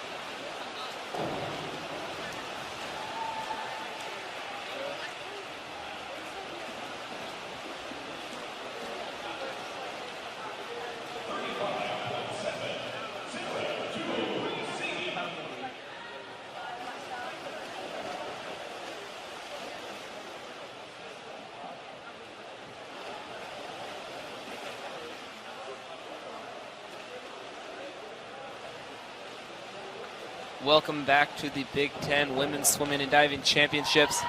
We are now in round 4 of the diving section, as all of the divers are ready to go on their 4th set of dives now. Currently we have Sarah Gardner, who is the 18th diver in this set. We're starting almost in the middle of round 4, but as you can tell by the scoreboard right there, Sarah Bacon and Kristen Hayden from Minnesota are still just absolutely killing it, taking the top of the leaderboard, where Sarah Bacon is starting to pull away with a 274 total score, where obviously we'll have some of the other higher numbers compete a little bit later in the round. Yeah, currently we are now on Samantha Taborski. Taborski started off very hot. She was tied for the leader, tied with Bacon at the very first round. Bacon now ahead in the leaderboard, took her first deficit really to Jessica Parado at the end of round 3, but with her dive to lead off round 4 is now back on top. And with Tamborski's dive, she is now currently in 4th place, back up near the top once again. Here's Christina Crowell from PSU. Let's see if she can. She had a very good round last time. That finish did not quite look as she was going for there. Let's see what the judges give her. Current total at 145.50.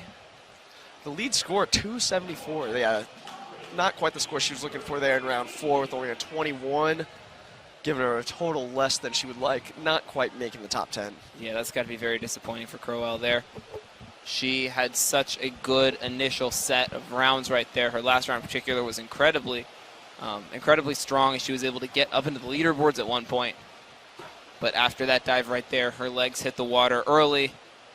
It was a very large splash, and it just did not end well for her. So here's Margaret Rogers from Michigan. Hasn't really done much so far. She's at a 113. Gonna need about a 50 to crack that top 10. Still waiting on the judge. 42, giving her a 155, not quite there, as the 171.90 mark is the number 10 spot. Yeah, that mark right there was set by Taylor Carter. She is the number 3 diver in this set, in this order.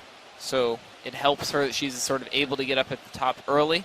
It's just about maintaining that level, and right now she's hanging around at the number 10 spot. Hazel Hertine, a Wisconsin diver right there. She currently sits at a 123. And a 47.25 will get her up to the 170, just above it. 170 and a quarter, but it's not enough is to catch onto Taylor Carter's 171. Now here we got Jessica Warwick. And even between the number 10 and the number 8 spot, it's 171 to 177. So that number 8 spot's for the A cut. You need a minimum of 177 at this point total. And with Jessica Warwick with a total of 139, she has a good chance with a 45 on this score, giving her a total of 184. That puts her at 7th on the board, 184, right behind Jessica Parado from Indiana with 194. And, of course, she still has to go later in the round. Yeah, it was a very impressive set of diving today from Warak. She's making a strong case to make that A final. Very solid chance of her getting into the B final as well. Just a freshman at Nebraska. We've seen several freshmen really exert themselves here today. And Warwick has one of the better scores throughout the year with ranking about 12th inside the Big Ten throughout the entire year, which is not bad for a freshman, obviously. But she's obviously going to be fighting for that cut spot as she is at 7th currently. Here comes Abigail Napton, a junior from Nebraska. Napton has been up on the scoreboard several times. With a total of 164, I'm sure she's looking towards that top spot.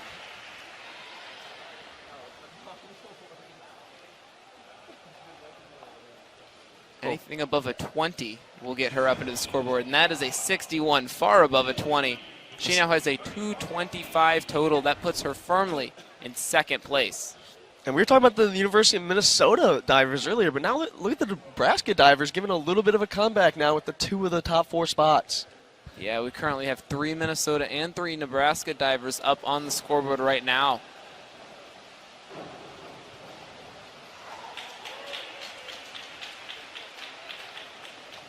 So that was Genevieve Andarame, who has had a sophomore from Ohio State. Yeah, she's been very impressive so far. She's at a 170 right now. That 55 will take her up to 225, and now she is firmly in 3rd place. Less than a point behind Abigail Napton and a couple above Kristen Hayden. She has had a really good past couple of rounds and really fighting back for that number 1 and 2 spots.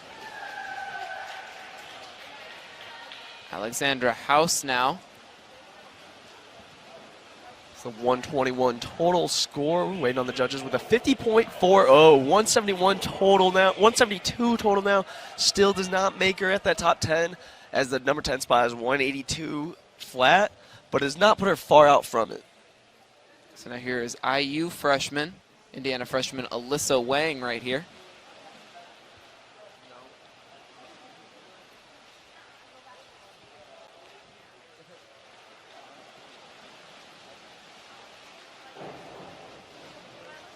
She looks like she had a very good launch off of that one. Went straight up almost, but the landing was not quite there as her back legs ended up hitting against the water. Yeah, she's been very inconsistent today. That's been her problem. She gets a 23 right there. Not great for Wang. She's had some pretty solid dives, but she's also struggled to maintain that, and she's had a couple that were not up to par.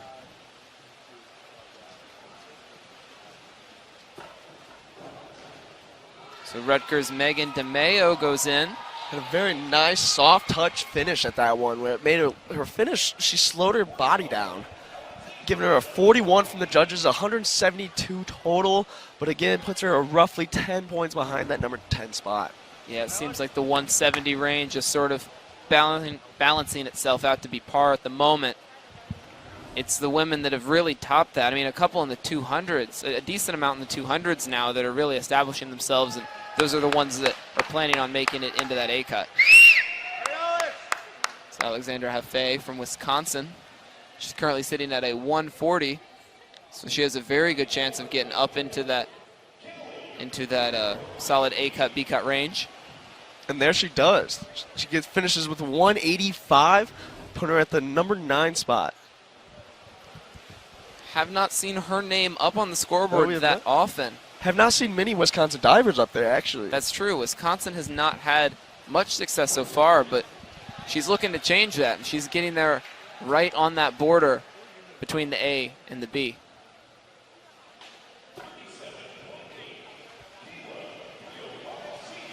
Interestingly enough, though, Hafe still trails Jessica Parado. All but 7 people still trail Jessica Parado, who has yet to have her 4th dive. And she is chasing for that number 1 spot from Sarah Bacon. Right now it's been her and Sarah Bacon and Jessica Parado really stealing the show. Not quite the finish that she would like there. Now Kayla Lord has really struggled today. Higgins and Lord, the back-to-back underclassmen Hoosiers, have not had strong days at all off the dive.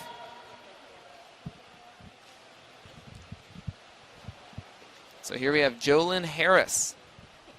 Jolyn Harris has a pretty good night so far, or a pretty good morning so far as a freshman. There again with a very soft touch in the finish. Let's see what the judges give her. She has 119 total. She could really jump into that top 10 spot. 43.20, giving her 162 total, so she is roughly 20 behind. And like I kind of put that number earlier, the 45, you needed at least the minimum of 45, and she needed a 50 or even more, obviously, to still be contention for that A cut. So here's Lexi Barker. She has had a rough day so far. Has had a slip up here and there, but overall a very impressive competitor throughout the season. There was a very impressive dive. Lots of twists, a lot of turns, a lot of rotation there. 129 total score. Let's see if she can add on to that. 42 flat. So not quite what she was looking for, I'm sure. Puts her a little bit outside the top 10. And as we see, that gap keeps growing from the top 10 and about that 171 on par range. So now Christy Cutshaw here. A good score could get her firmly in the mix as well.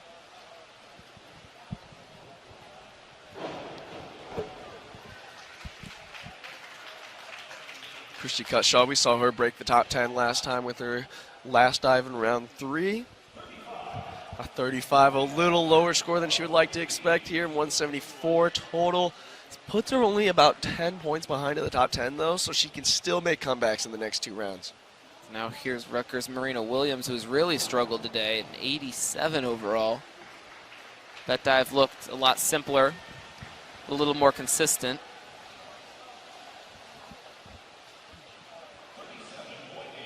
And a 37.8. She is now at a 124. Not a great score to have going into your 5th round. Now Taylor Shagos. She has been impressive today. Cracked the top 10 earlier. Looked like she went in a little awkwardly there. But we'll see what the judges think of it. Total of 141 currently. That she gets a 39 out of that one, giving her a 180 score. So still put her in enough contention to fight for that A cut with 2 more dives left. Yeah, she would still currently be in the B final. Despite that not being particularly outstanding, it was good enough to carry her through. And she can make up some ground in rounds 5 and 6.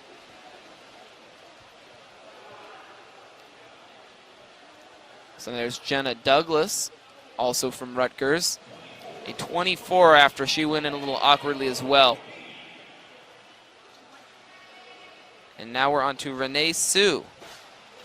Although those cuts from 8 and lower are definitely starting to spread out more, as we talked about Jessica Parado from Indiana still has to take her 2nd cut. She's currently at 8th with 194, and at 9th is 185.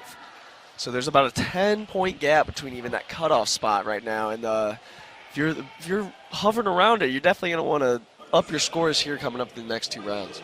So now Renee Sue with her best dive of the night. She gets a 37, so it's not up to the standard of a lot of the elite divers we've seen. But for a freshman from Northwestern, it does show some signs of improvement there. Now here's Rutgers senior Rachel Byrne. She has a total of 153 on the day. She needs only a 30, really, to be in that top 10.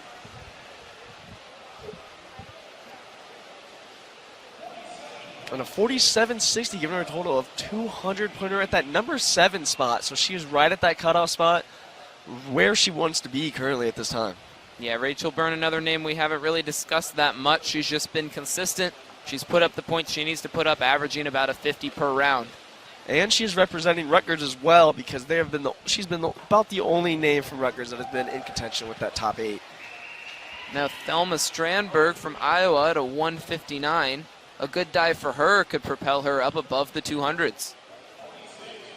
And with a 46.2, she's now at a 205, and she has put herself back in the number 7 spot. And this knocks Zhao Fu out of the A group at the moment. And that's big, well, not big for Minnesota, big for everybody else, as that would have been 3 Minnesota divers inside that top 8 currently. So now Erin Neely from Michigan State. She's had a little bit rough of a morning than I'm sure she would have liked, but not a too bad of a dive there. A 43.40, probably her best dive of the night, giving her a total of 143. About the same score that Nikki Canali has right now before her dive. Wow, it looked like a very nice soft touch on the finish there. Very little splash. The sophomore from Michigan with a good dive right there. With a 40, her score is up to a 183.9. That does not include her in the top 10, but it does put her in that range to qualify for the B finals tonight. So Purdue's Emily Meany coming up.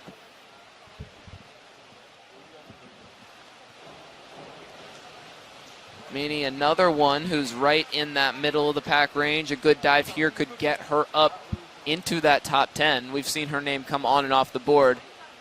That, though, was not a good dive. A 33, which will put her score in the 188 range. 180 range and just outside that top 10. Enough for her to still be in competition for the A cut, but not quite where she'd like to be after that 4th dive. So now here's Purdue's Emily Brecher. Brecher has had a good night so far with 177 total points. And that score will definitely go up. Brecher has been an outstanding competitor all season, and she's had a great night tonight as well. Top 3 overall. With a 36 dive there, lower than what she's been averaging all day, but still puts her at 213 total, which makes her 6th on the list. Yeah, we're starting to see as the afternoon goes on, a couple of these divers having 1, maybe 2 little slip-ups right there that slows them down, and it might keep them out of like the top 2 or 3 spots, such as you may not be able to keep up with Sarah Bacon or Jessica Parado. But for someone like Emily Brecher, as good as she is, having 1 subpar round still will include you in that top 8, and it's going to be about the finals tonight. Yeah, 100%. In this round, too, 4th round, you still have 2 more dives left. Still have enough time to get those numbers back and compete. But realistically, they are still kind of competing. Just with, honestly, if she stays within that top 8, I'm sure she wouldn't be too upset with the finals later on tonight. Exactly. The only problem is going to be if she drops down into that B final. That's where you could see some issues coming up.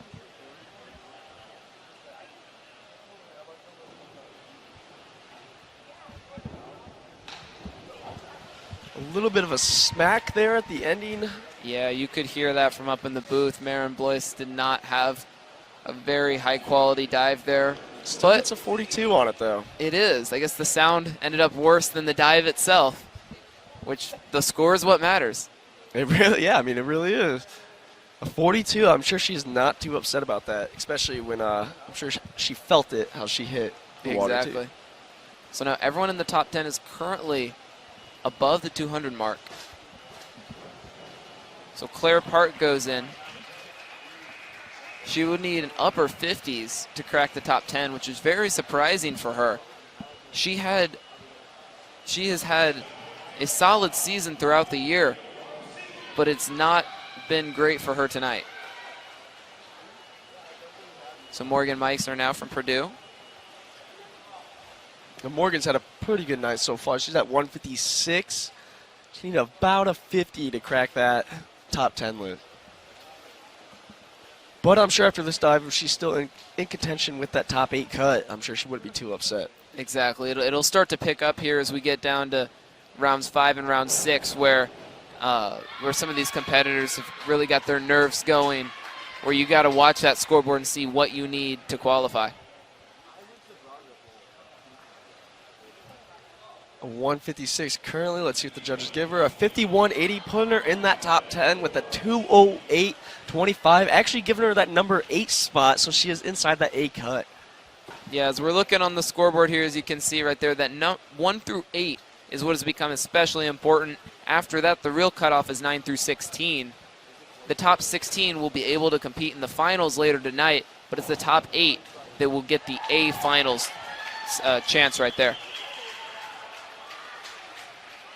So Miranda Burley of Michigan, she's currently sitting at a 124. A 51, a very good dive for her. That puts her to 176, so she's not much of a threat to the top women on the leaderboard at the moment. But if she keeps diving like that, she might get up there.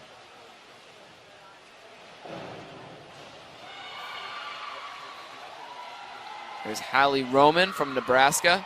She's at a 122, so not particularly the highest score, but a solid dive can get her back into the middle of the pack range, put her in a position to strike later on. And there's a 50.4. A 173 total. That could put her in that 9 through 16 spot. I'm not sure exactly what that 9 through 13 spot is looking like, but I'm sure it's something around the 175 range. Yeah, we've seen our fair share of 180s so far. Not really that many 190s, so it'll be interesting to see how that plays out. But currently the scoreboard is only showing top 10. We don't get to see those last 6. Their fate's kind of up in the air. Reverse somersault there. A pretty good finish from Allie Klein. Klein has been consistent tonight as well to 151. A big dive here can get her right back into that leaderboard. Her name has come on and off it as well. A 53, that puts her at a 204, just enough to grab that 10th spot. So she's hanging on. It's a good chance that she will be in the B championships later tonight, but there's still 2 more rounds, so we'll see how that goes. It'll definitely be interesting to see her next 2 dives because she's a freshman, so it'll be interesting to see how she handles these, trying to get in that A cut. Wow, very good twist there. Yeah, it was a very intricate drive from Jaya Matthews. We'll see if she's rewarded for that, but it looked very good from up here.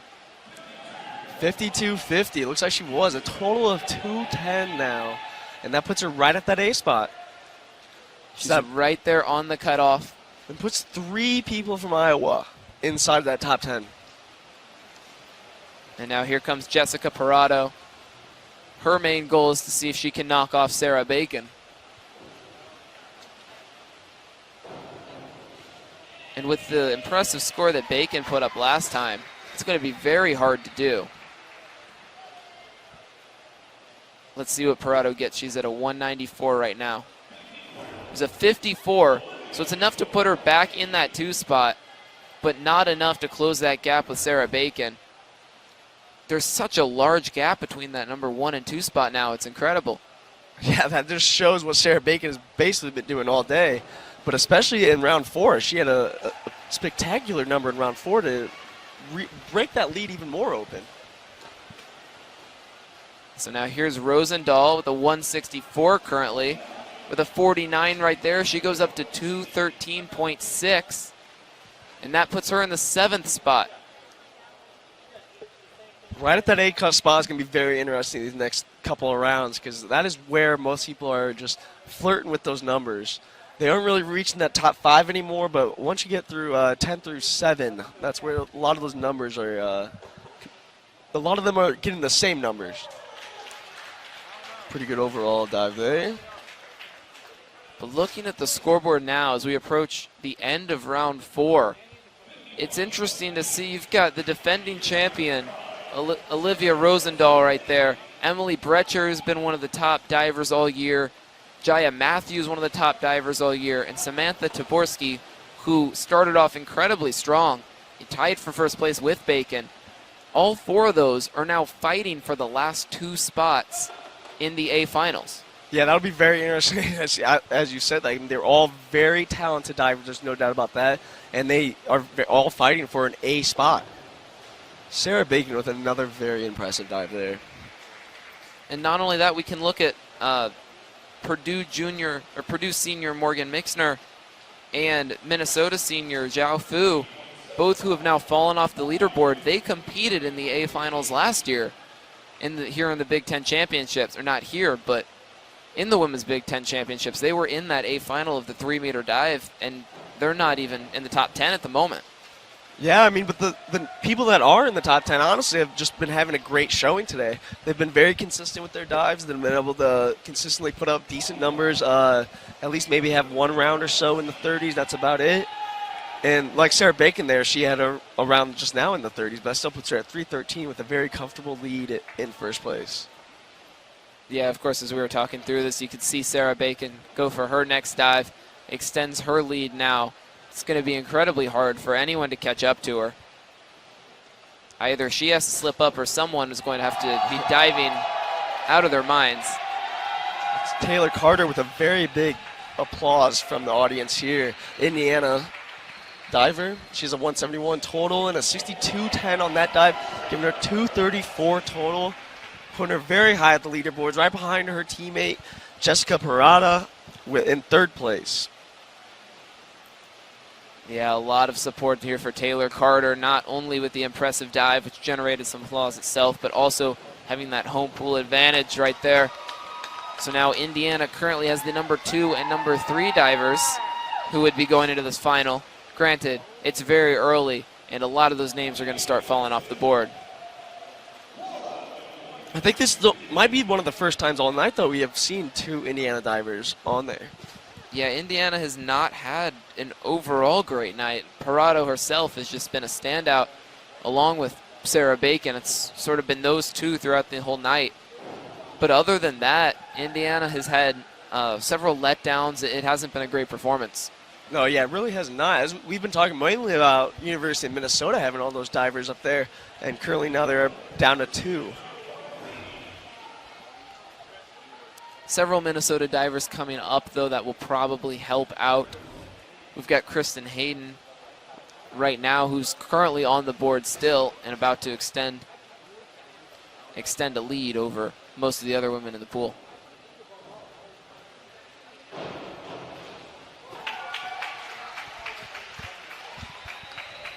So currently sitting at a 222. We'll see what her score goes up to now with a 63, a very impressive score for her. She's now at 285. That puts her firmly in second place, 50 points above Taylor Carter. That was a very impressive score. The 2 University of Michigan diver, or University of Minnesota rather, divers leading the scoreboard after 5 rounds. Well, in the middle of the 5th round, rather. It'll be interesting to see how long Taylor Carter's name stays up there, as we talked about her before. But considering how large of a gap there is between Hayden, who is one of the top divers, will likely be in the finals tonight, the sizable gap between Hayden and Carter is so significant that once a lot of the other divers that haven't gone yet, we could see Carter's name just slowly fall down the board.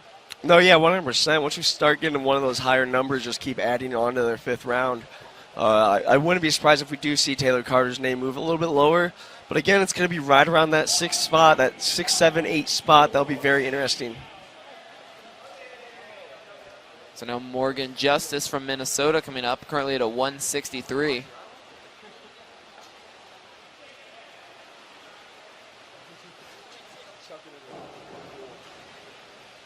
And just to show you how impressive Bacon has been tonight, if Justice were to get a 50 point right here, she would still be 100 behind Sarah Bacon. She ends up with a 42, so she has a 205 right now, which is still a solid score. It's not enough to get her into the top 10, but it's enough to sort of hang around, another sort of middle of the pack thing. Yeah, I know. The fact that you just said it's a solid score and Sarah Bacon is still almost 100 points ahead. Yeah. Just unbelievable. Like overall, a pretty good dive there. Soft finish. Good flip. Looked like a pretty good finish as well. Yeah, that's Purdue's Maggie Merriman. She will be up on the board very likely after a 50 right there. She is now in 5th, right behind Taylor Carter. Another one in that group. It'll be interesting to see how far down they fall as more and more people go up, as we're currently now on the 11th diver of this round. It's out of 57.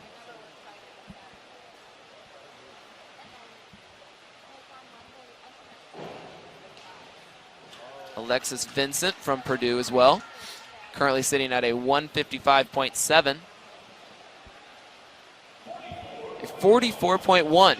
Another solid dive right there. Solid seems to be the word I've been using a lot when they're sort of in that 40s range, it seems like. That's what's sort of becoming the new standard now. Yeah, the 40-ish range seems to be about the standard. That's why if you need to start catching up into that A cut, you got to get about that 50-ish range, if not more. So now Jiao Fu right here has been on the leaderboard fairly consistently. Seems on that outside looking in at the A final. Fairly consistent B final, though. A 246 score will put her in 4th at the top of that pack of the group behind Bacon and Hayden. And jumps Carter, just like we mentioned earlier. Yeah, Fu, Carter, Merriman, that group right there is a group that's really probably going to be competing for the B cut, as we see a lot of the talented divers, especially near the back. And as I mentioned, 53 through 56 can all compete for that top spot on the leaderboard. Or I guess second spot on the leaderboard. It doesn't seem like anyone's competing with Sarah Bacon at the moment. Sarah Bacon looked like she might have that one down in the first spot, but it'll be interesting. Definitely 2 through 4 are definitely in contention as well. And then again, we're just going to keep looking at that 7 through 10 spot, because all those are just fighting for those 8 cuts right now. Pretty good launch, front somersault.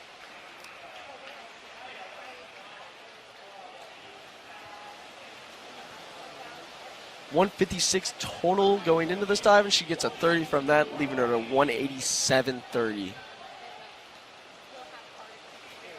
So now here's Illinois' Ling Kuhn. She's at a 167 currently.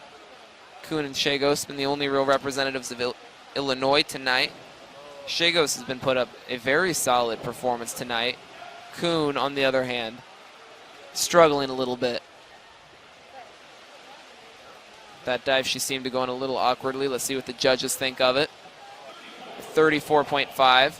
So she is currently at a 202. So it's not terrible. She's not that far outside of the top range, but there is a large concentration of women anywhere from the 220 range down to the 200s. Gives her enough of a score to still compete for the A cut, but most likely going to finish in that B1. Yeah, with one dive to go after this round, that's what it's all going to fall on. So the chance to sort of make up ground is starting to fade, because then if you're sitting on the outside looking in, you're reliant on not only yourself having a great dive, but the women ahead of you to not. And with a lot of the people we've seen tonight, it's going to be very hard to just rely on them struggling. And the only person I see taking it lightly right now is Sarah Bacon. That's the only person I can see not maybe going full out, as she has a pretty comfortable lead, and these are the prelims. I'd say Parado possibly as well. She still has 2 dives to go, and she's currently in 3rd place. No, 100%, yeah. That's what Sarah Bacon kind of did with the round 5 dive, too, was she took it a little bit easier to get that lower score, 30, like not what she's been getting all night, but when you have that big of a lead and these are just prelims, that don't need to be going all out when you got a whole nother final to be going at tonight. Exactly. And I'm still impressed with Kristen Hayden. We want to look at that score. If you take out Jessica Parado, who hasn't gone yet, Hayden is still, 30, 40 points above 3rd place.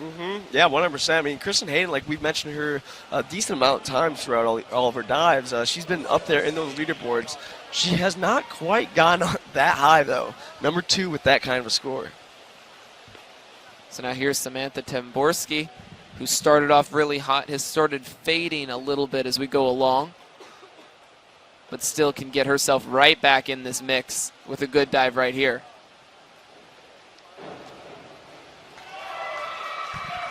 Any dive really will put her back on the leaderboard. Let's just see how high.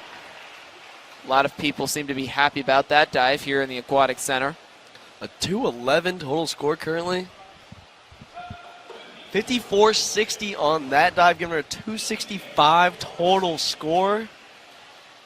So she is now in 3rd place. Very impressive for her. She seems to be working her way back up. And now here's Christina Crowell. Christina Crowell has had a pretty good night. Looks like her back hit a little bit too much there on the water, a little bit bigger splash than she would have liked. Let's see what kind of score she gets. 166 currently, only a 22 with that one, giving her 188. That's a rough 5th round dive. Yeah, that one hurts, and with the amount of divers that are packed so tightly fighting for that B spot, that's a big blow. It's going to be hard to make that one up. You got 1 round left. Yeah, and she was one of them that were coming in that we were saying is in contention for that A cut. And she made the leaderboard several times. Yep, Yeah. in contention, and with a 5th round dive like that, it's going to hurt you a little bit to make that A cut. Yeah, but I've said it before, and it's about the consistency of it, and that's why we keep seeing Andarame up there, we keep seeing Brecher on there, and it's because they aren't missing. They're not struggling. They just consistently hit their marks. So Margaret Rogers of Michigan with the dive right there. It's a 40-pointer. So she's up to 196 now. Enough to keep her within the range of possibly making a B final. But wouldn't really have high hopes with that one with the amount of divers who have been impressing so far. So there goes Hazel Herding. Looks like she had a good twist on that one. She has a 170 total score. Let's see if she can get a good number. A 41.25, not a horrible score. Gives her a 211, which puts her a little bit behind from that 10th place spot. Now we will see Nebraska freshman Jessica Warak. She has been very impressive today as well. She currently sits at a 184. A 40 or 50 score could help her crack the scoreboard, or at least into the B finals. And we've seen Jessica multiple times in the top 10 as well. So I wouldn't be surprised if she cracks into that top 8 again. Crowd seems to think so as well. Judges finalizing their scores. She has a 53.20, giving her 237 total, putting her right at that number 7 spot, and above Taylor Carter, like we mentioned earlier, who started off at that number 3 earlier in the diving 5th round, and now down to that 8 cutoff spot. She'll be interesting for her next dive upcoming because she's at the beginning of the round. Right. To see how she can do to kind of set the standard, I guess, for everybody else at that cutoff mark. Yeah, she's going to have to come out strong if she wants to hold her ground, because once she's out of the pool, she can't help what the rest of the divers are going to do. She cannot affect where her name goes once she takes her last dive. So now we're on Abigail Napton, who's had an impressive day as well. Another Nebraska diver. Napton is currently in the top 10. So a dive right here will only move her upwards. Napton's in a very good position.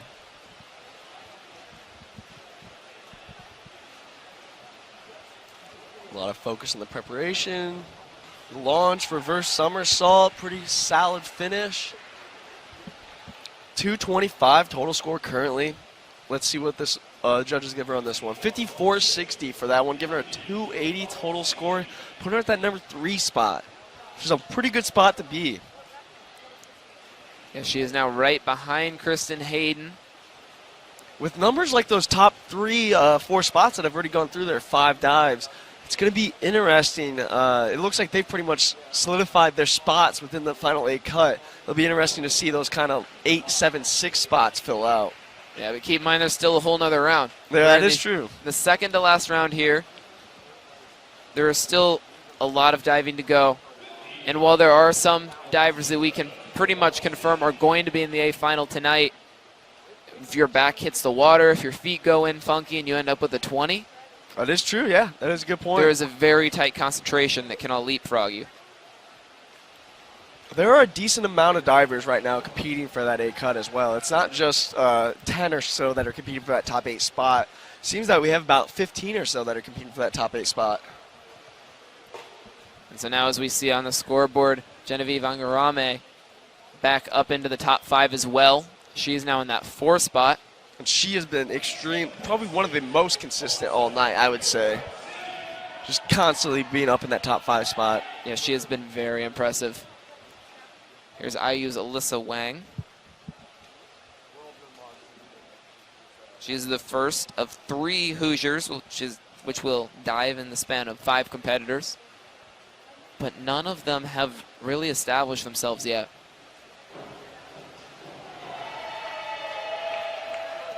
There seems to be some support from that dive, so that might be changing for Wang at the very least. There's a 163 before that dive. Let's see what the judges give. Judges give her a 49 flat for, giving her a 212. Yeah, one of the better dives for Wang today. As now we're on to Megan DeMayo, freshman from Rutgers. She currently sits at a 172.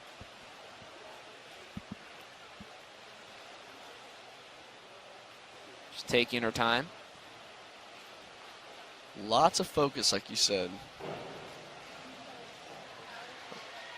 DeMayo's in one of those positions where an impressive dive would go a long way not to get her onto the leaderboard. She very likely won't crack the top 10. There's a 213 total, so not enough to crack the top 10, but enough to at least position herself to where next round she can make one last stab at getting that B cut. It looks like she got maybe a little bit lower than she wanted there. She only got about 34, but that still gives her, like you said, enough room to work with to get into that top 8 spot.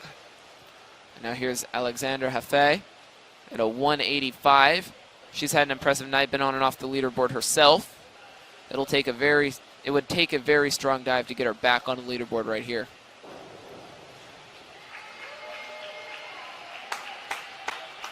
She wants to get over a 234 if she's going to try and pass up Taylor Carter.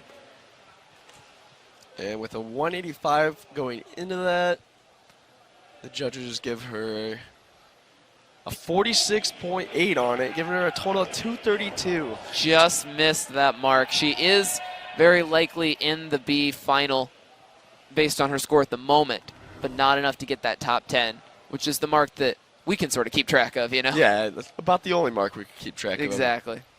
We got top 8 and top 10. Here's Callie Higgins from Indiana. Currently a 133 scorer. That's far less than ideal. That dive looked pretty solid right there as well, though. And she's getting some support from her home crowd.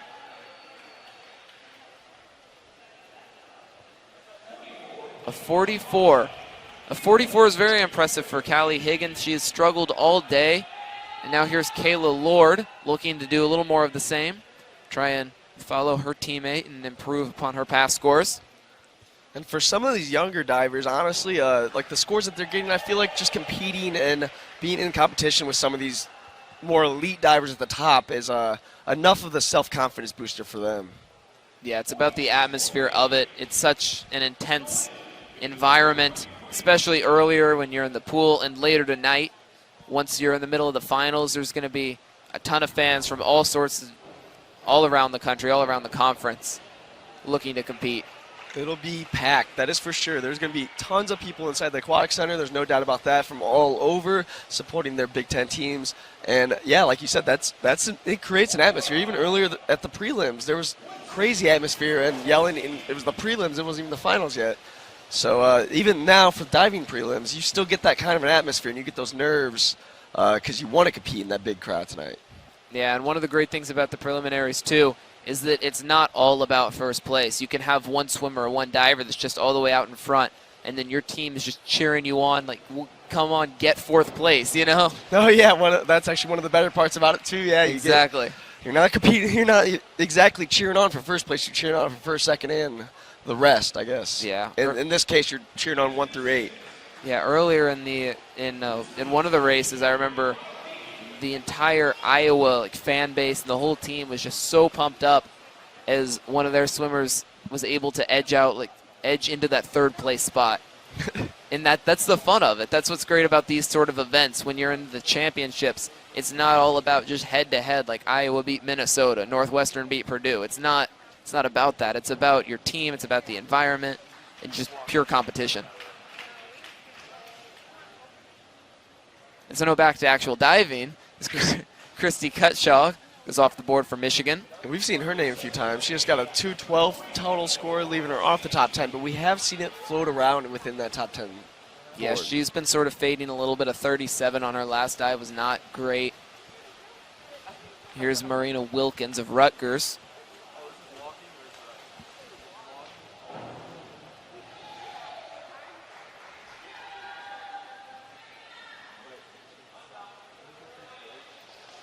Wilkins, a freshman as well, and we'll see Taylor Shagos again.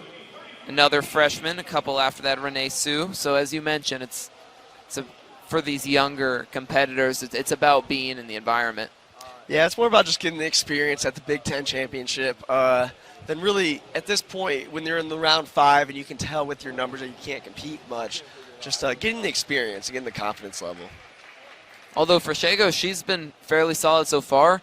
A 53-ish would get her up on the leaderboard. We'll see what she gets here. A 41, so that's not enough to get her into that top 10 spot. Taylor Carter's name's still hanging around. It's right there at number 10. We keep talking about it. And I think at this point it's just more goes to show you the gap between some of the elites and just some of the other pure competitors that are getting in there and getting that work in. I mean, Jessica Parato's still in 6th and hasn't gone off her 5th dive yet. Yeah, I know. That is a very impressive score right there in itself. But, yeah, it kind of just shows that there is the gap there, but the line for the cut is still a tough line to beat. Very competitive line to beat, too. Still the 2 Minnesota divers just leading the score right now. Almost through round 5. About halfway through round 5. Yeah, Bacon has been untouched, but Hayden has been very impressive. And she just sort of came on as of late to get into that number 2 spot. She's been on and off the leaderboard the entire way through.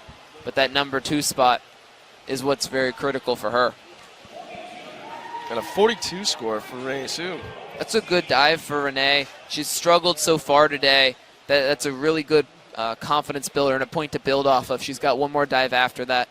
We'll see if she can really keep that momentum going. For the Northwestern freshman, yeah, that is a good learning point and a good, I guess, thing to grow on for the rest of the years upcoming. Exactly. That's a pretty impressive dive there from Rachel Byrne. Rachel Byrne, any reasonable score will probably get her into the top 10. She's been another name. Yeah, there's a 58. That's far more than reasonable. That's impressive. So she's up to 259 now, and her name is in the 6th spot. She's passed up Zhao Fu, who Fu has now fallen into 8th, which is right on that border of the A finals.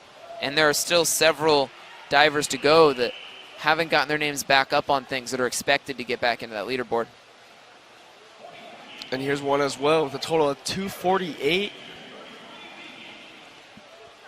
Yeah, Thelma Strandberg has been impressive as well. Sort of a quiet 248, I guess. She is up to 7th now in that A group spot. But it will be tough for her to stay there with the lineup coming up. Here's Erin Neely.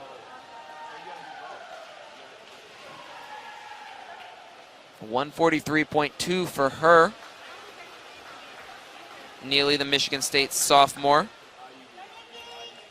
And 40 points right there, not bad. It puts her at a 184. Her past 2 dives have definitely been a little bit better than the first couple rounds, so that's nice for her to be building and get a little bit better throughout the competition. Yeah, she's definitely been improving. She's fairly out of contention at this point, but it's still nice to see the improvement, I'm sure, for her and her team. So now Nikki Canali from Michigan at a 183.9. After that dive, that will go up. 227. So that'll put her about 15 out of the top 10. Might keep her within the range of the B finals. And now we're on to Emily Meany, who's at a 186. We've seen her name a lot throughout the day. Just on the outside looking in still, but working hard to get there. Ooh, pretty impressive dive. That was a good dive. Could work her back into contention for that number 8, the top 10 spot. Yeah, that was a good dive for her, and she got rewarded for it, a 59.4. She's up to a 245. Her name is now in the 10th spot on the leaderboard, so in prime position for a B final spot tonight. And now here's her teammate, Emily Brecher. And Brecher had a very impressive dive last time that put her at in the top 5, I believe. It's not quite the finish that she would like there. Yeah, Brecher had been a name all day. We've been talking about and how good she'd been. We even mentioned consistency, but that did not play out there. You could hear a collective ooh throughout the crowd, and that's a 0. She did not qualify for that dive. I believe if her feet landed first, it's not counted as a dive. And so she's going to have to compete with a 5-round score. Yeah, it's a little rough for her as she was still in competition with that top 8 cut. But, you know, it happens sometimes. Let's see if she can bounce back and at least have a confidence booster for that last number 6. Yeah, luckily for Brutcher, she is just a sophomore. That would be even more painful if she was a senior for that to happen to. But she's got 2 more years where she can build off that. It's just going to end up being a learning experience for her. It's just unfortunate it had to happen now in one of the biggest stages she's had so far. Another Minnesota diver with the high scores. She gets a 270 on that one. Yeah, Miriam Kamis, we have not talked about much. But a senior from Minnesota. Minnesota, you're right, just really showing up tonight. That was an impressive score right there, and enough to get her right back in the mix. Up to number 5 for that fact. She's now in line for an A spot.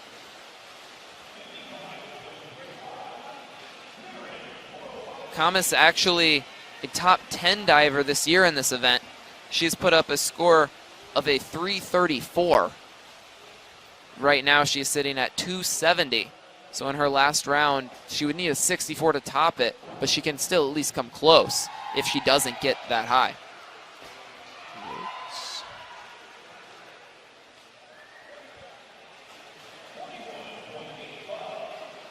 So Blois with a 41. She started off pretty slow. She's gotten a little bit back into things. Not enough to really get her in true contention. And now we've got Claire Park from Iowa. Claire Park's going to need a couple impressive dives to be able to get in that A cut. A sophomore from Iowa.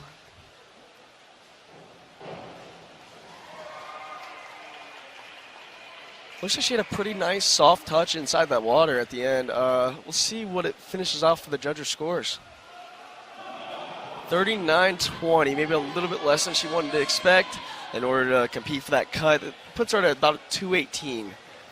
Now we're on to Morgan Meeksner. We've talked about her a lot tonight as well. From Purdue, she has been on and off the leaderboard. A senior right here. She's going to be one of her last shots. Entering this dive with a 208 score, which puts her in pretty good hopes to break that top 8.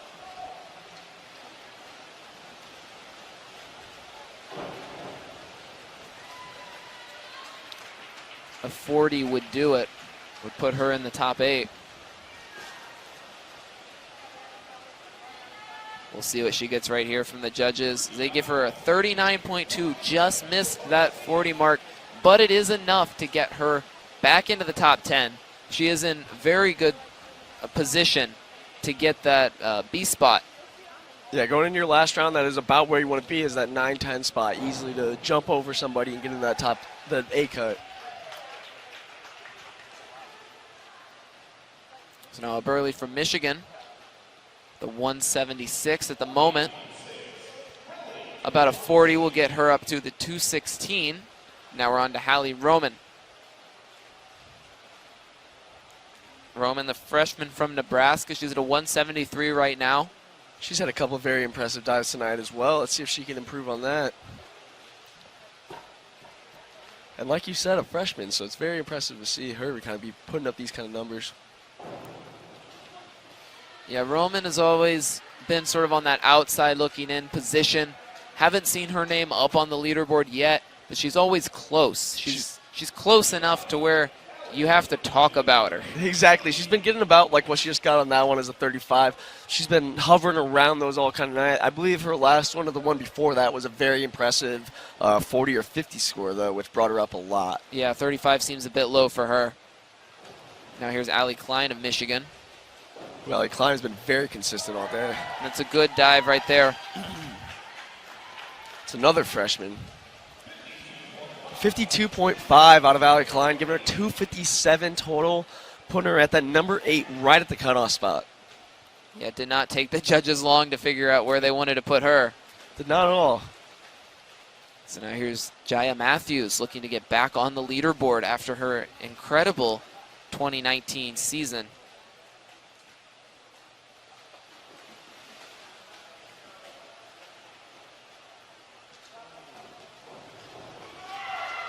Overall, pretty good reverse flip. Pretty good landing. Let's see what the judges award her. She has a 210 total going into that. She just got a 63 total. Wow, that puts her at 273 total. That's a very good score. She really needed that. She is now back in the top 5. That'll put her in prime position for the A spot right there. Here's Jessica Parado. Wow, and like we thought Jessica Parado would be taking it a little bit easier. It did not look like it. She is coming for that number 1 spot, I think. Let's see what she gets and how close it puts her. 64.5, wow. It's giving her a 313 total, but still behind Sarah Bacon. By half a point. By half a point, wow. It will come down to Parado's very last dive. It'll be very interesting to see. That's going to be fun. Parado is third to last inside this. And Bacon is first. We're about to see Bacon. Bacon's just waiting on the sideline on deck, and we've got to wait another 50-something divers to see Parado. And look at Rosendahl, 65.25. She's up to a 278. She is now in 5th. As she knocks Jaya Matthews down to 7. And Samantha Tamborski is now out of the top 8. Wow. This last round will be very interesting to watch, especially for that in contention spot right there. Cameron McPherson of Michigan with the solid dive right there. She's at a 195 currently. 58.8. This whole back stretch of divers right here is just incredible. She's now up to a 253. That will put her near the B spot, if not in it. Yeah, this backstretch is going to be very interesting to watch it towards the end of the round 6. As we're starting up on round 6 right now at the first diver of Sarah Bacon. You guys have heard her name multiple times because she's been in the lead pretty much the entire day. Here comes Bacon. Wow, a very impressive one there as well. Took her time, lots of technique in that dive. It was very slow. She has a lot of body control. She has 313.55 in the lead right now, giving her 73 and a half for that one, giving her 387 total. And it's going to be very tough to beat. We thought, and I thought Sarah Bacon was going to come out taking it a little bit easier this last time. No, she wants this top spot. She does not want to give that up to Parado. I think a lot of it is how Parado came out as well, though. She came out diving to win, and Sarah Bacon did this round as well. It is a 2-person race for this top spot, and we're only in the preliminaries. This is the best part. These two want to win.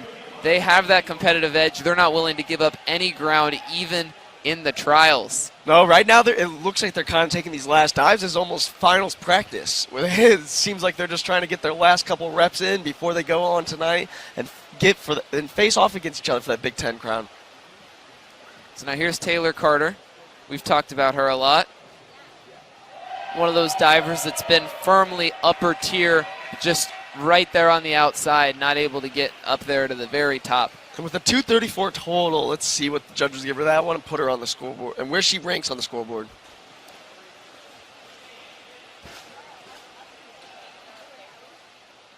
Judges are taking their time. They like to drag it out for effect. That's Dramatic what it is. Effect. A 49 flat, giving her 283, putting her decently high at the scoreboard, but obviously she is early in the 6th round. It's putting her at the 4 spot.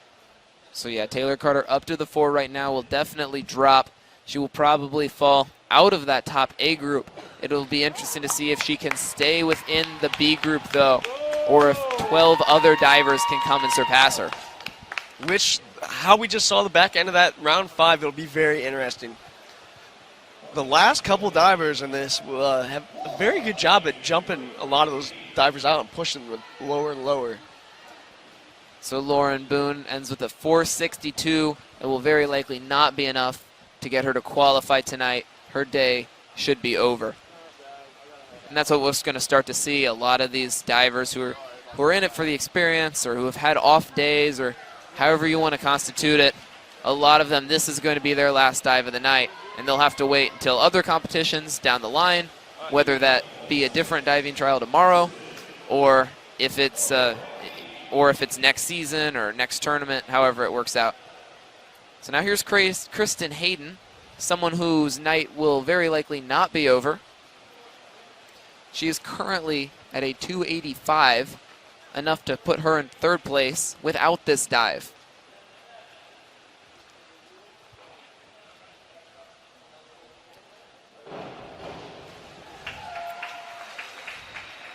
Yeah, Hayden has been the other duo to Sarah Bacon all night from University of Minnesota.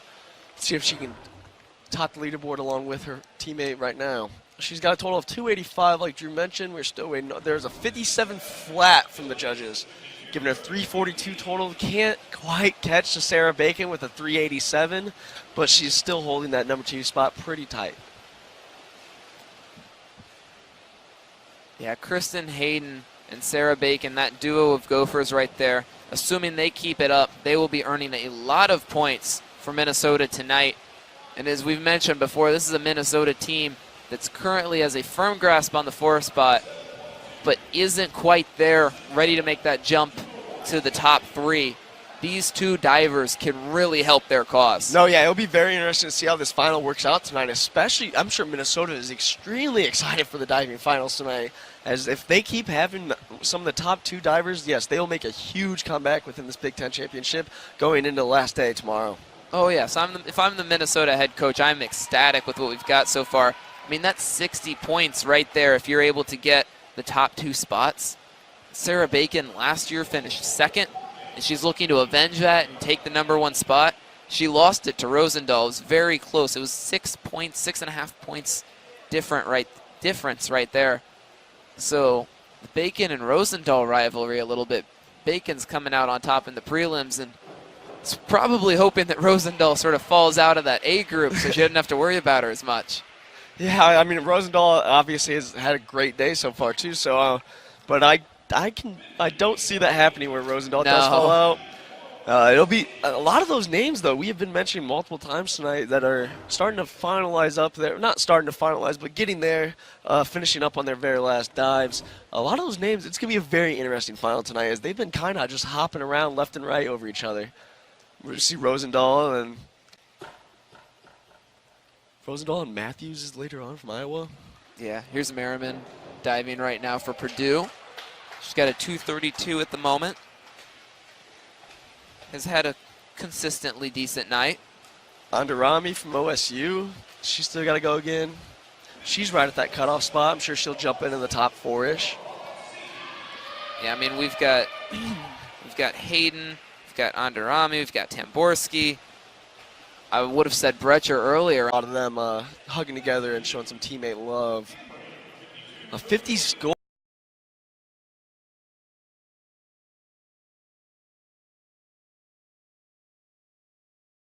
Yeah, Jiao Fu has been that name that's been up there the entire time, and a large part of that is positioning as well. As she gets up there right at the perfect timing, and there's a few people to sort of cycle in after her, but she's just had an outstanding performance today. She's been great, and another Minnesota girl, as you mentioned. Yeah, that is, right now there are 3 Minnesota out of the top 4. I expect Fu to move down a little bit more, as she typically has throughout the day, but it'll be interesting if she can still stay inside that final A cut. I still think it's great that Parado is in 3rd. She has not completed her last dive, is in 3rd. It's just so much fun to watch someone that talented. And then the gap between Sarah Bacon and Jiao Fu and everyone after that. Yeah, there's almost a 100-point gap between her and Fu, between Bacon and Fu, and that's only 1st and 4th place. Right. And the crazy thing about it is, once the trials start tonight, everyone's back to 0. Yeah, exactly. Even as it could get, I guess. As you can look, Sarah Bacon looks like she has a little bit of advantage. Exactly. It's been impressive for Sarah Bacon also to be the number 1 diver to go through all the rounds, and she's still been holding the leaderboards pretty much the entire time too. There was one period of time where Sarah Bacon was not in 1st place, and it lasted 3 divers worth. Parado surpassed her at the end of one of the early rounds. Rosendahl followed up, McPherson followed up, Bacon took it back, and it has been nowhere close since. So now here's Sarah Troyer. Her name has been in the mix as well. And that's a freshman from Nebraska too, so that's very impressive. That's another impressive dive for her 6th round. She's a 243 total right now. Let's see what the judges give her. A 53.20, giving her 296.25. total, and that puts her up at 5. puts her at the 5th spot. Wow. So right under Fu, right above Merriman. Troyer has been quiet, but has been very good. I think she's the one that she jumped Fu last round, so to see her a little bit under Fu this time, she could be now. Troyer's might be one of the people that could be in the spot for that cut.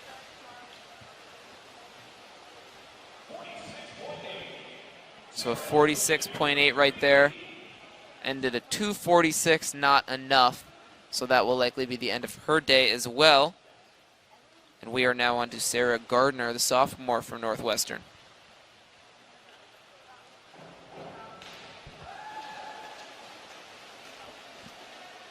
Sarah Gardner has a total of 161 right now. Looking to just get a good final score to finish off the day for her. That was not it, unfortunately, for her. I feel like 200 is kind of that cutoff. It seems seems like to be about, yeah, maybe to at least have like to salvage the day, it seems like. Oh yeah, definitely to at least salvage that. Yeah. I wonder, what do you think the current cutoff is about for the B spot? For the B spot, it's probably around, say, anywhere from 265, 270 range.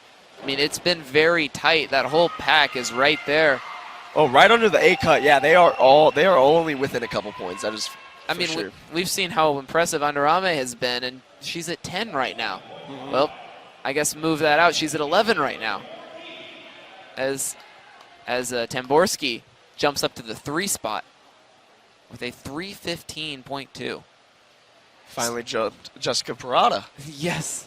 who still has her last dive Still to go. far behind Hayden, but at least she is over Parado, who still hasn't completed her last dive. Here's Christina Crow, who started, like we mentioned, started off really good in contention for the A spot. Had a rough dive last round. She has a 188 total right now. Her last dive gets only a 15. A rough ending for Christina. She finishes with 203, but she did start off with such good scores that she was right in that contention for either an A or B spot. Yeah, Judge 7 gave her a 1 on that, so that was not the best dive she could have pulled off there. But nonetheless, we're on to Margaret Rogers now, currently with a 196. She's from Michigan.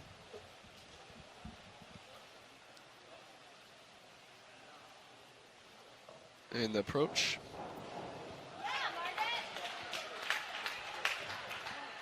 Crowd seems like that one at least a little bit. It's a 196 total score currently. Let's see what the judges award it. A 48.6, giving her a 244 total, which could put her around that B cut maybe, but if I'd imagine that B cut's a little bit higher. So now Hazel Herding coming up.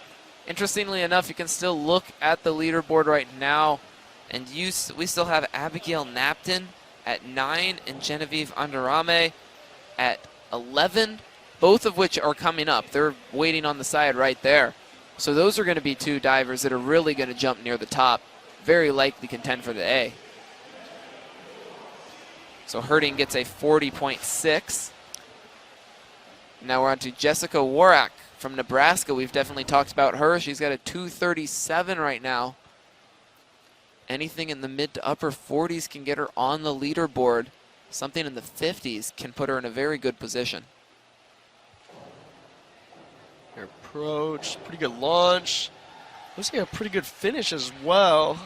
A decent amount of reverse somersault. She's got a 237 total currently, like Drew just mentioned, with a 49 on that, giving her a 286. And she is now up to number 8, so there is a good chance we will be seeing her later tonight.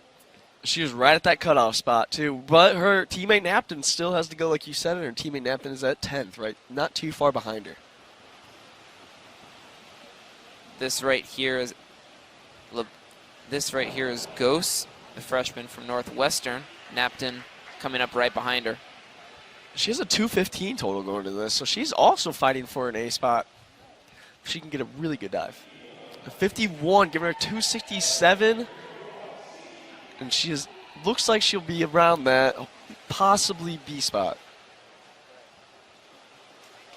Yeah, La Bonita Ghost has been very impressive.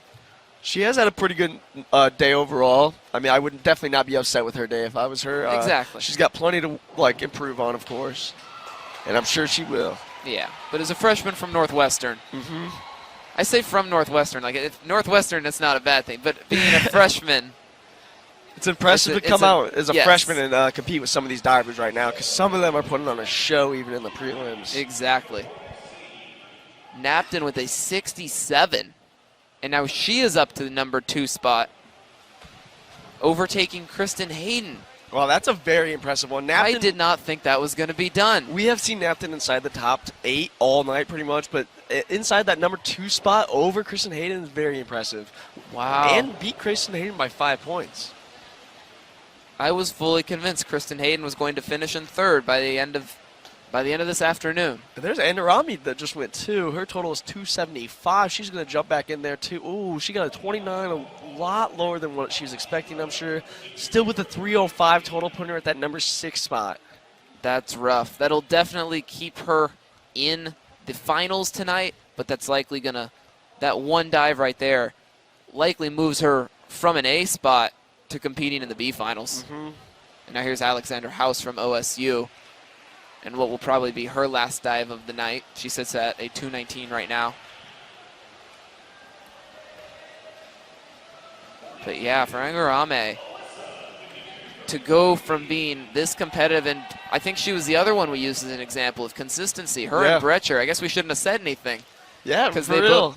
They both come up short in their last, or Brecher's second to last dive, and that hurts them. With Brecher, that could very well keep her out of the finals at all tonight, and with Angarame, that could keep her out of competing for the top spot. Yeah, it does hurt her a lot because she was coming in with a great score. I was expecting her definitely to finish within that top 5. Well, I mean, she's still in that A cut right now at that 6th spot, so let's see. Wang with a 49. That's a good way to end off your night for her. Yeah, Wang has steadily improved in every dive tonight. She started off really slow. She was struggling. She just got better and better, and now that was the perfect way to cap off a night for her. So now here's a fellow freshman, Megan DeMeo. DeMeo from Rutgers currently sits at a 213.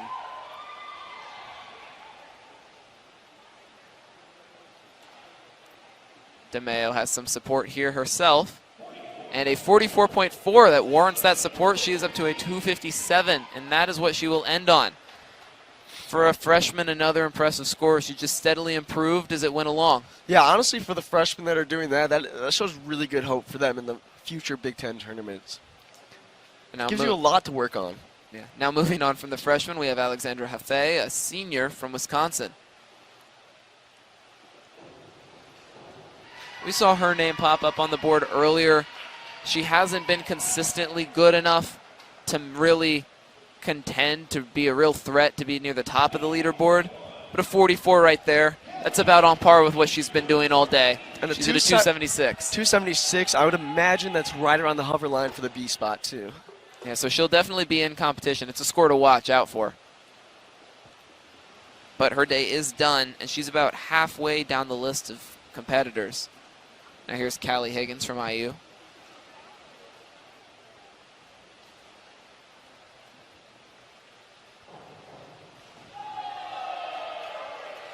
Looks like Callie Higgins, one of her better dives all night. She had 177 going into this. 42 to finish off the night. Not a horrible ending to her night. Yeah, for a sophomore as well, another underclassman. And here comes Kayla Lord, a freshman from Indiana. So even though they're in these 170 spots at the moment, ending their night on a good note is all they can hope for. As an underclassman, ending your night right in the middle of all these divers is not a horrible thing because you still have plenty of years and plenty of time to work on these dives and improve them throughout your college career. Exactly, and I think a 60.2. That is a great ending for this freshman. Wow. From the way that she started her night to ending with one of the higher scores that we have seen, at least by someone who isn't a consistent leaderboard candidate. Yeah. A 60.2 is very impressive. It's a very good score to end your night. I would not be disappointed about that at all. That is for sure. I'm sure she is not either. Right. Nolan Harris, she's been floating around the leaderboards all night too, but with that 29.45, she will stay out of it and probably not make the B cut as well.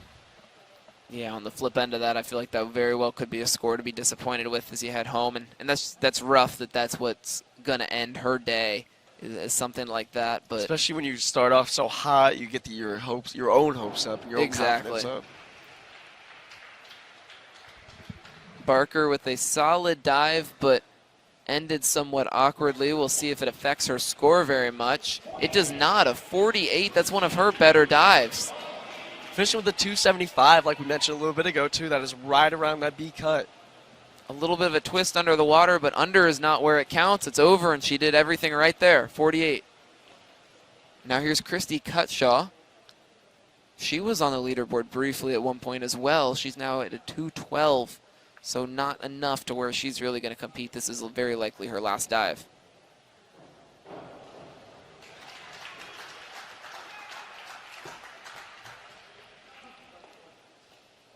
So a pretty good twist there. The finish looks like it was good enough as the judges gave her a 47.85. The finish with 260 on the night. Again, not a horrible score to finish off with. Yeah, that range is where we're about to balance out. It seems like a lot of the divers that aren't quite there to make it into the finals are going to end up in around that 260-ish range. So there was Marina Wilkins with a 44.4. So it seems like the average score is steadily improving, though. At the beginning of the afternoon, we were seeing a lot of 30s, some low 40s. Now we're seeing a handful of these decent, anywhere from 40 to 45 ranges. Yeah, I would say definitely later in these rounds, we've definitely seen the most 40s that we have seen all night. That looked like a very impressive somersault. Another freshman right there, Taylor Shagos from Illinois. 54. Giving her a 275, again, right around that B cut. Again, now that we're seeing so many of those 275s, I'm starting to think the 280 mark might be around that B cut. And we're seeing a lot of improvement just throughout the afternoon, just from freshmen in general. A lot of these freshmen have just been gradually getting better and better and better. Which is a great sign for the coaching staff for those freshmen, if you see it, because then that just shows if they're getting this much better from round 1 to round 6, and you have multiple years with them at your school, then you have multiple years to improve them on that. Exactly. Imagine how much better they can get going from year 1 to year 4 instead of round 1, round 4, round 6. Yeah, instead of making in the middle of adjustments. Exactly. Off-season adjustments and practicing on them.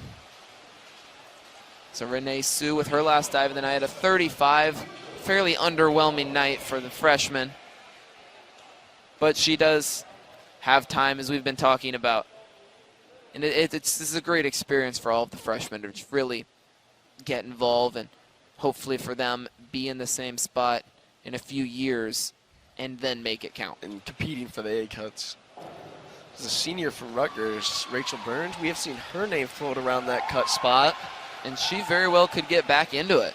She's a total of 259. 316 total after a 56 score of that. Puts her right up number 4 spot. A very impressive finish for Rachel Byrne, as she really did not come onto the leaderboards until these last couple of rounds. Yeah, Rachel Byrne, another one, has started not slow, but in the middle of the pack. She maintained her spot in the middle of the pack for a while before just really taking these next steps. And now 4th place currently is a great spot to be in. You got to assume you're making the cut at this point if you're in 4th. She's definitely in the B cut. With the talent that we've got later on, she will be right on the verge of the A. It's Thelma Strandberg right there. Finishes just under a score of 300. So that will get her on the board at 8. But she can very likely expect to fall out of the A finals tonight. And with that one, that also kicks out Fu from Minnesota. So now Minnesota is down 1 more diver, as they only have 2 in the top 8 as of right now. So there's Erin Neely from Michigan State. Neely, another one that started off slow, has consistently gotten better. She's a sophomore, and a very solid score to end the day on there. Now we're on to Nikki Canale. Yeah, her numbers definitely got a lot better in her dives as well. Just She just has looked more polished throughout the night. So currently sitting at a 227. A 54 will take her up to 281. That will put her right in the B final range, not on the leaderboard. And with several talented divers, she's going to fall right on that cut mark. It's up to everyone behind her to determine if she makes the finals tonight or not. Yeah, realistically, that B cut keeps moving up higher and higher as well. As now we are down to like a 296 for even 10th place. And now here's Emily Meany from Purdue. 51 points will put her at a 297. That gets her right in the 9 spot, so she surpassed Fu as well. But not quite enough to get that A spot. But And as we've talked about, we do have a lot better divers coming up at the very end that could surpass everybody else within those top couple spots. Here's Emily Brecher.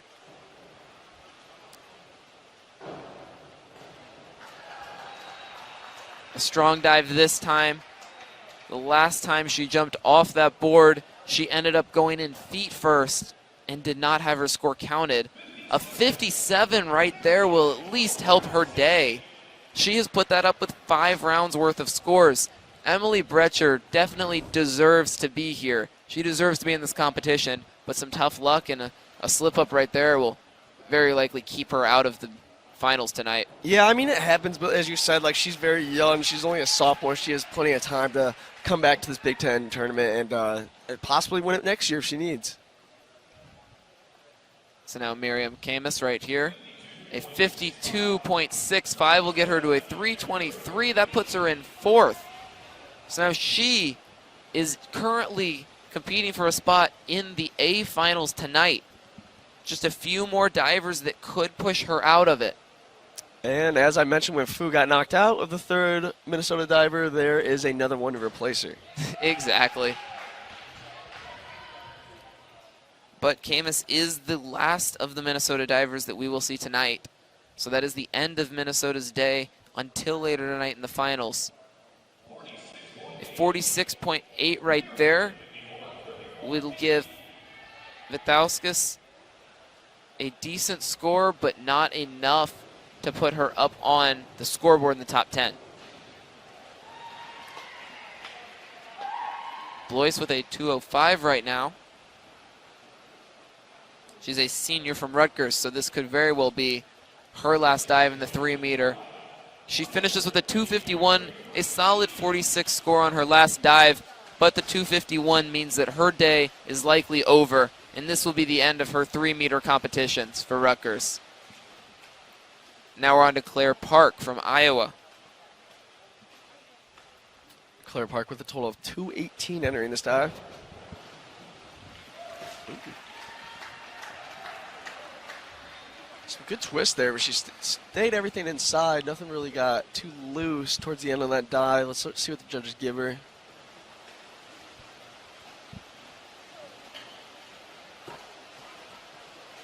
They're taking their time on this one. She's at a 218 right now, so won't really compete for one of the final spots, but a 46.8 will give her a 265. A 265 will keep her right there on the outside. It was a good day for Park, but in the end, just not enough. Now here's Morgan Mixner, the senior from Purdue. This will be a very interesting dive.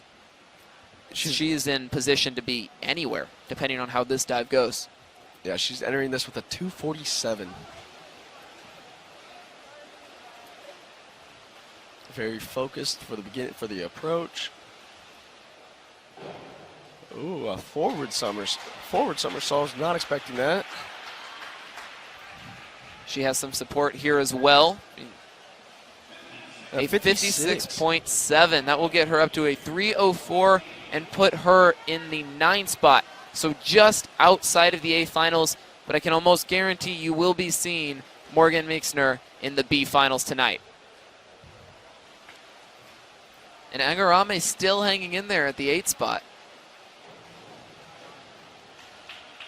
This is Miranda Eberle, junior from Michigan. Yeah, we talked about Angarame earlier. And that last dive she really struggled on, and we said it would likely cost her her spot in the A finals. She is currently at the 8th spot right there, but there are potentially 3 or 4 other divers that could surpass her coming up. Yeah, and Rosendahl is one of them that we have not seen up there. She's fallen out of the leaderboards currently, and we know that what kind of talent she has coming up. Rosendahl and Matthews both. And Matthews, yep. And Allie Klein's been having a good day too. A really strong dive for her. Oh, Could yeah, propel her forward. We'll have to see how that goes as she's coming up next. Allie Klein has also been fighting around that A spot about all night. Here comes Allie Klein. Her best score this year was a 3:05.03. So she could very easily set a personal best with this dive right here. 2:57 entering the dive. Not quite the finish I'm sure she was looking for. The dive originally looked excellent. Let's see if she can fight for that A spot. That's a rough way. 22.5, not quite how she wanted to end this night, but she is a freshman, and she might be competing for that B spot still, so that is still not a horrible way to end as a freshman. It will be close, but that's a rough way to end the day there, especially if she doesn't get the B cut. We don't know where that places her. Now here's Jaya Matthews. I'm sure she is not too upset with her performance today, though, at being a freshman. Of course. Very good launch, wow. She had tons of air off that board. That was a great dive for Matthews, the top 3-meter diver this season. She entering a 273 entering that dive. And let's see what the judges awarded for. 58.5, giving her 331 total to put her right at that number 4 spot. Very impressive. So Jaya Matthews will be in the A finals tonight. Now here's Jess Parado, who even without this dive would be in the A finals right now. And that kicked out Andermy as well from OSU. Exactly. She's fighting for that number 1 spot. Great dive from Parado. She wants it. She wants to beat Sarah Bacon in the prelims. She needs a 74 to beat Sarah Bacon in the prelims. With a 313 total going into it. And 65.80, which is still not an upsetting score. Exactly. She still is going to finish second with a 378. And now I feel bad for saying she needed a 74. 65.80 is incredible. She has been on fire all night. And coming up second to Sarah Bacon is no small feat. Parado and Bacon have been incredible. And now here's Olivia Rosendahl, another contender for the title. The 278 total score. Let's see what the judges give her this one. And there she is. She's at the 336 at the number 5 spot. So jumped a lot of people. Rachel Byrne is still at the number 8 spot, right at the cut. Kicking out another one, though, from Iowa. And with Cameron McPherson right here, it's going to be very hard to catch Rachel Byrne. But she's got to be holding her breath right now because McPherson's the only person that can stop her from competing in the A finals tonight. She needs almost a perfect dive to do it. The crowd thinks that she might have done it. She has a 253 entering that. She needs a 316.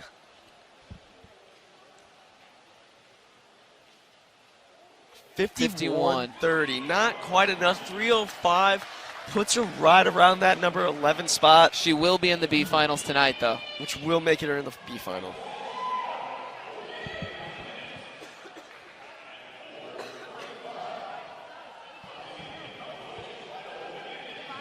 So now we have one more diver from Purdue. Might be a dive off for the B spot or something.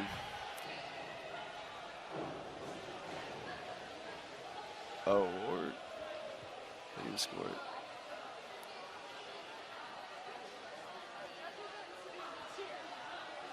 Or her just going up there for one last dive, as she might have been a senior. Oh. We have an Iowa diver to follow her.